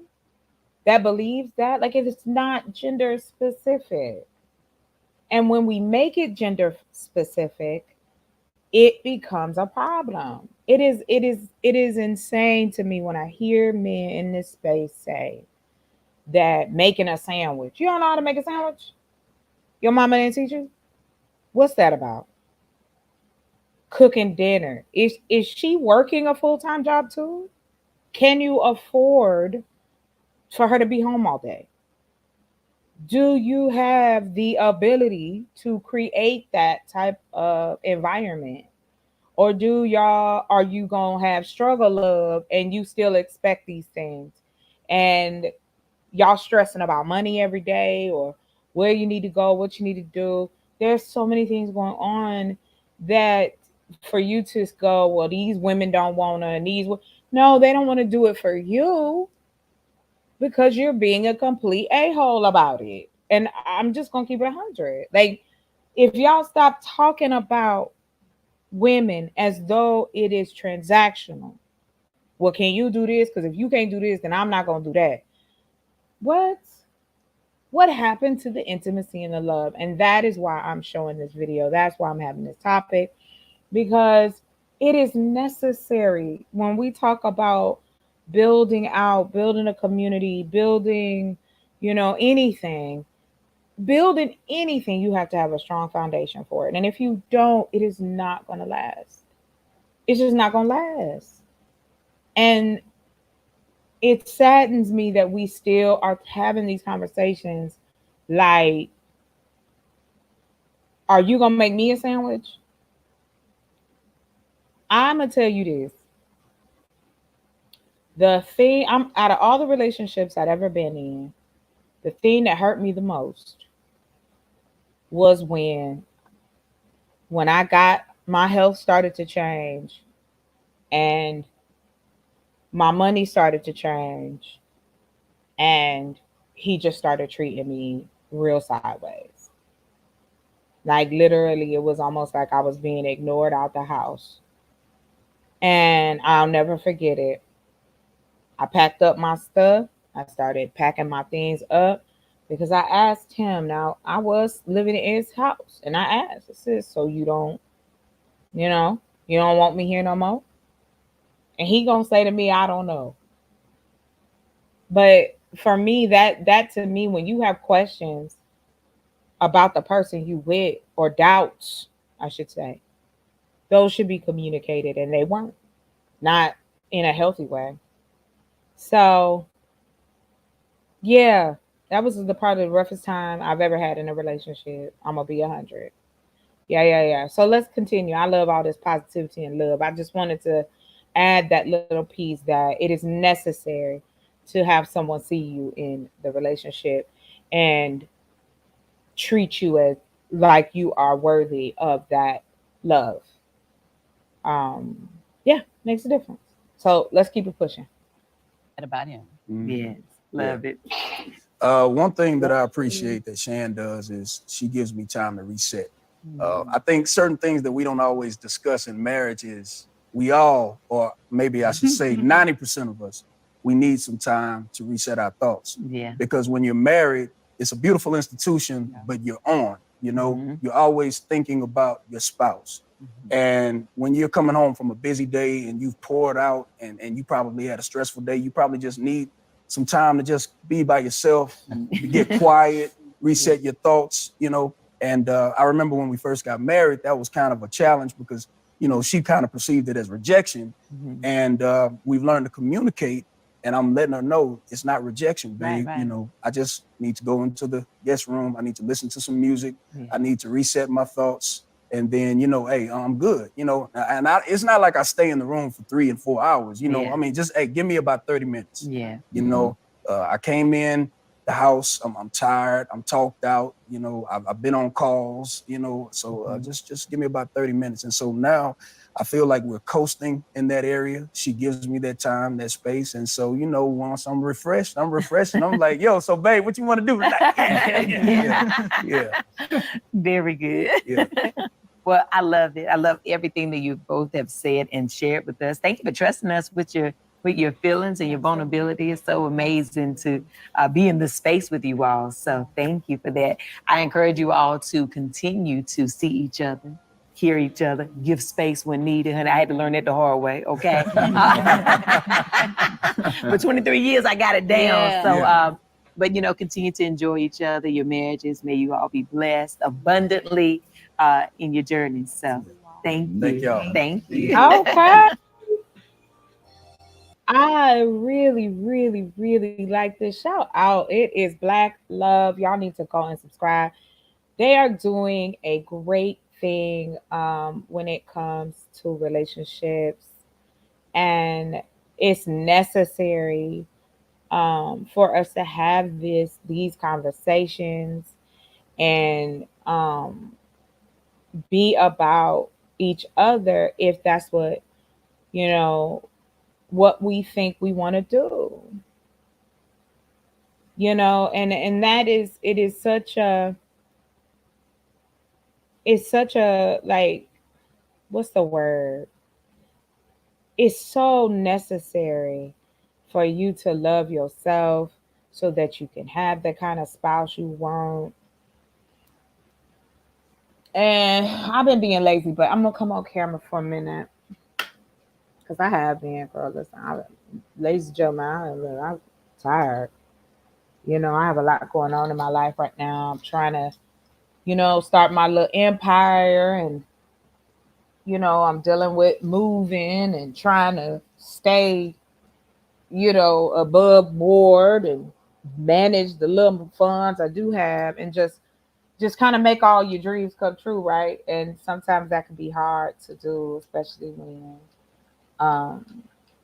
you know, you're doing it alone. Let me see. I usually have a desk, but y'all, I don't feel like all that right now. Let me see. Hold on.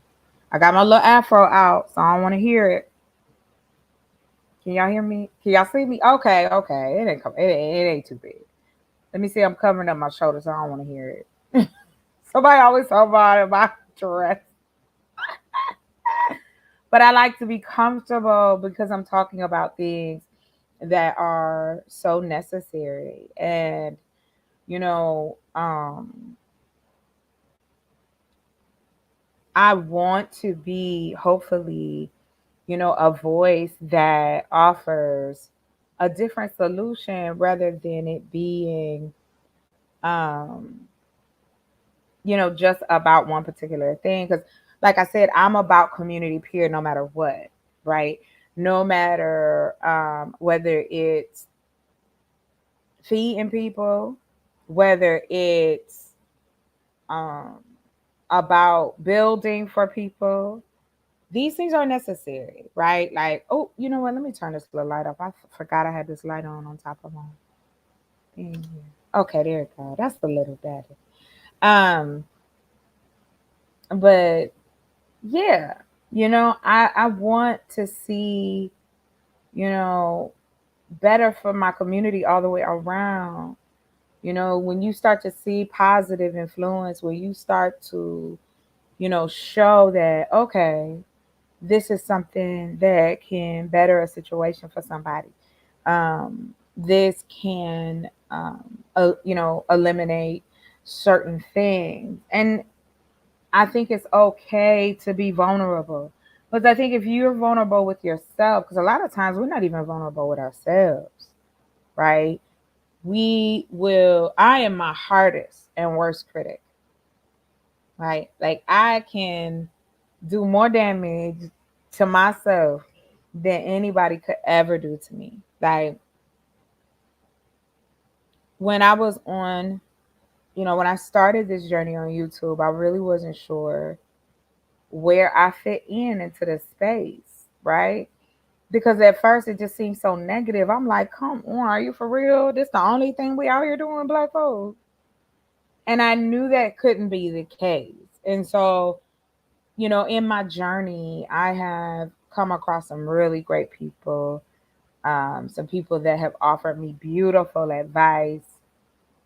I'm gonna have to jump off the camera again. My little light about to die. I forgot. I need to charge it. I am the worst. Do y'all hear me? I'm the worst. But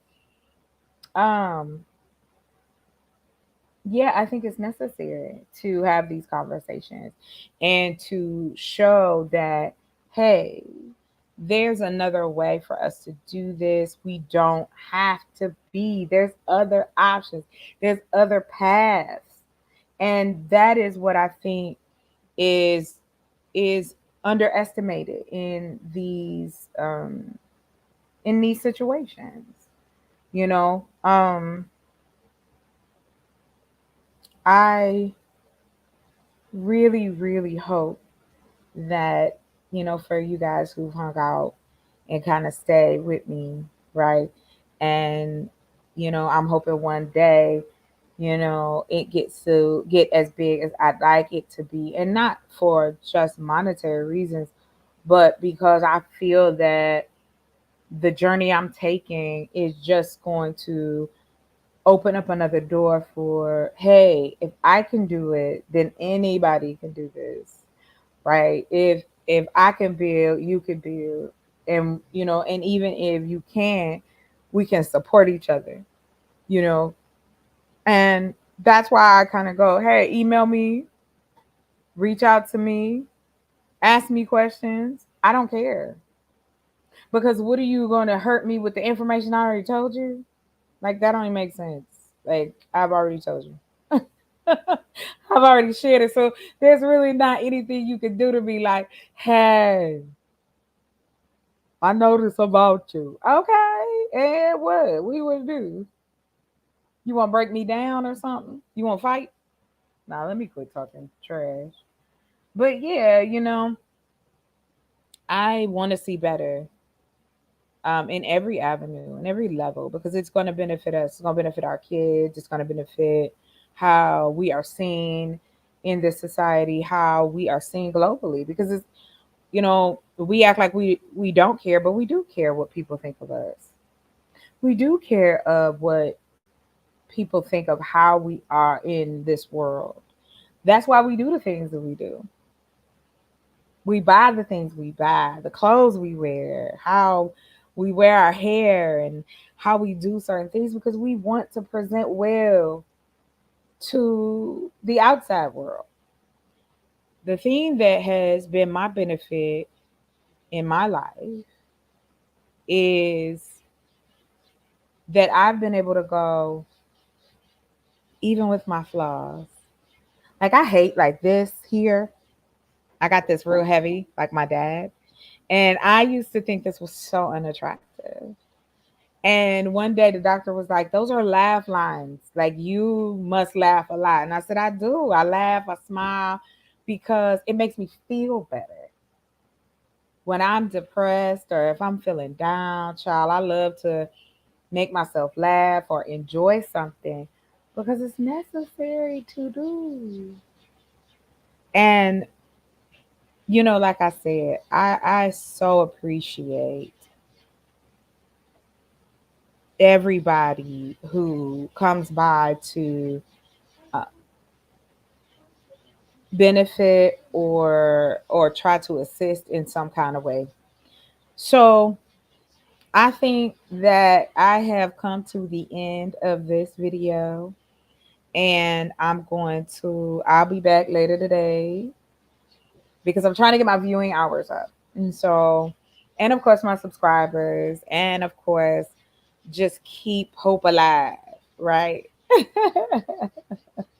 And I thought it'd be cool to be up with the big dogs and kind of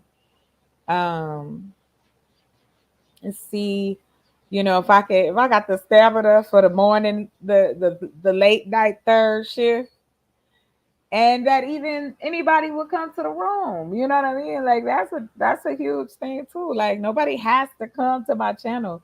So I appreciate it. And you still not here? Okay. Thank you for coming either way, GQ. You know there's a replay on this, right? Like we can see you was here. But I so appreciate you taking the time to do so, because again, it's not guaranteed. It's not a have to. People have worked toward, and I'm working toward mine. And I really started getting into my channel probably more and more because I really wasn't sure what I was going to say. I wasn't sure how I wanted to present. And for me, it's important that it has a level of integrity, that it has a level of consistency, because I was just willy-nilly coming on, blah, blah, blah. It is what it is.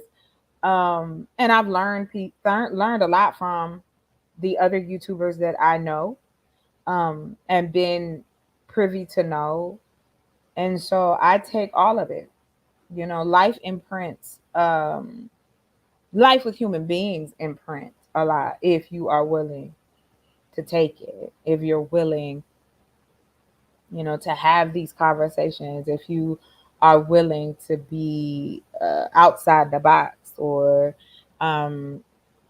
have conversations that may not be every day. And like I said, shout out to Black Love. Please don't copyright strike me. I love your videos. I like that you have so many different topics, and I suggest you guys all go. Like I said, it's just Black Love. Type that in and join the, check the channel out. Like, yeah, right. B, you woke up just for me to hit me with a little bit of knowledge. You are absolutely right, honey. Oh, my light went out, y'all. I'm out here. Oh, but y'all can still see me, so that's cool. I guess I could chill like this for a minute. I'm all in the dark, cozy. But yeah, I think it's necessary to have these conversations. Even as a single woman, I still require, even within my friendships, that we respect one another, that they know I wouldn't take them for granted. I hope they wouldn't take me for granted, that I can share things with them and they're open and willing. Like, those things are so important. And, that comes with trust. And that goes with why I asked the question, is it important to kiss and hug and hold on to each other? Because I kiss and hug my family members. I'll kiss my sister on the head and give her a hug. I, kiss my brother on the cheek and give him a hug, because human connection is why we here anyway, right? We learn from one another. We follow one another in certain areas of knowledge. The people before us who have given us the opportunity to see the world in a different way. So it's like, of course I have my biases, right? We all do, good and bad. I even got my biases in music. I got my biases in art. I got my biases in parts of the country. Like, I got biases all up and down. Certain colors I like, certain places I want to be, food I eat. Like, we have to stop pretending like everything in our life is just black and white. We know that that's not true. And so there may be a reason you don't like to hug and kiss. It could be trauma from your past. And the majority of the time, that's what it is. I didn't used to. When I was in my 20s, I really wasn't as affectionate as I became later in life. And I think that was because I felt as though I needed to have a defense mechanism. I needed to protect myself from the big bad world. And in some respects, it has helped me, and in others, no. But like I said, I sure enough appreciate y'all. I'm gonna be up for a little bit. I might bump around, see who else out here this morning. But for everybody who hung out, who everybody who's been here, I appreciate you coming by. And like I said, if you have, any topics that you'd like for me to cover or we can talk about, please by all means drop me a line. Leave me a comment, or you can check out my community page. And it has all my information on, so you can reach out to me. As long as you ain't being creepy, I'll talk to you. So I'm not inaccessible. So anyway, I just wanted to jump on the camera a little bit, say my piece, and bid y'all all a good day. And, love on yourself, love on others. Hey, Cleo, thank you for coming through, babe.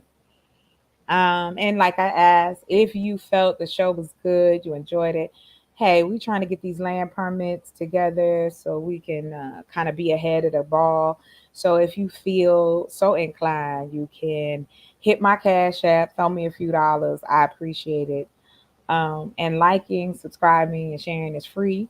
So even if you don't have it, that still makes all the difference. It helps the channel. You coming in and watching me and listening to me, it helps me. So all of it, I take all of it as blessings, and because you don't have to.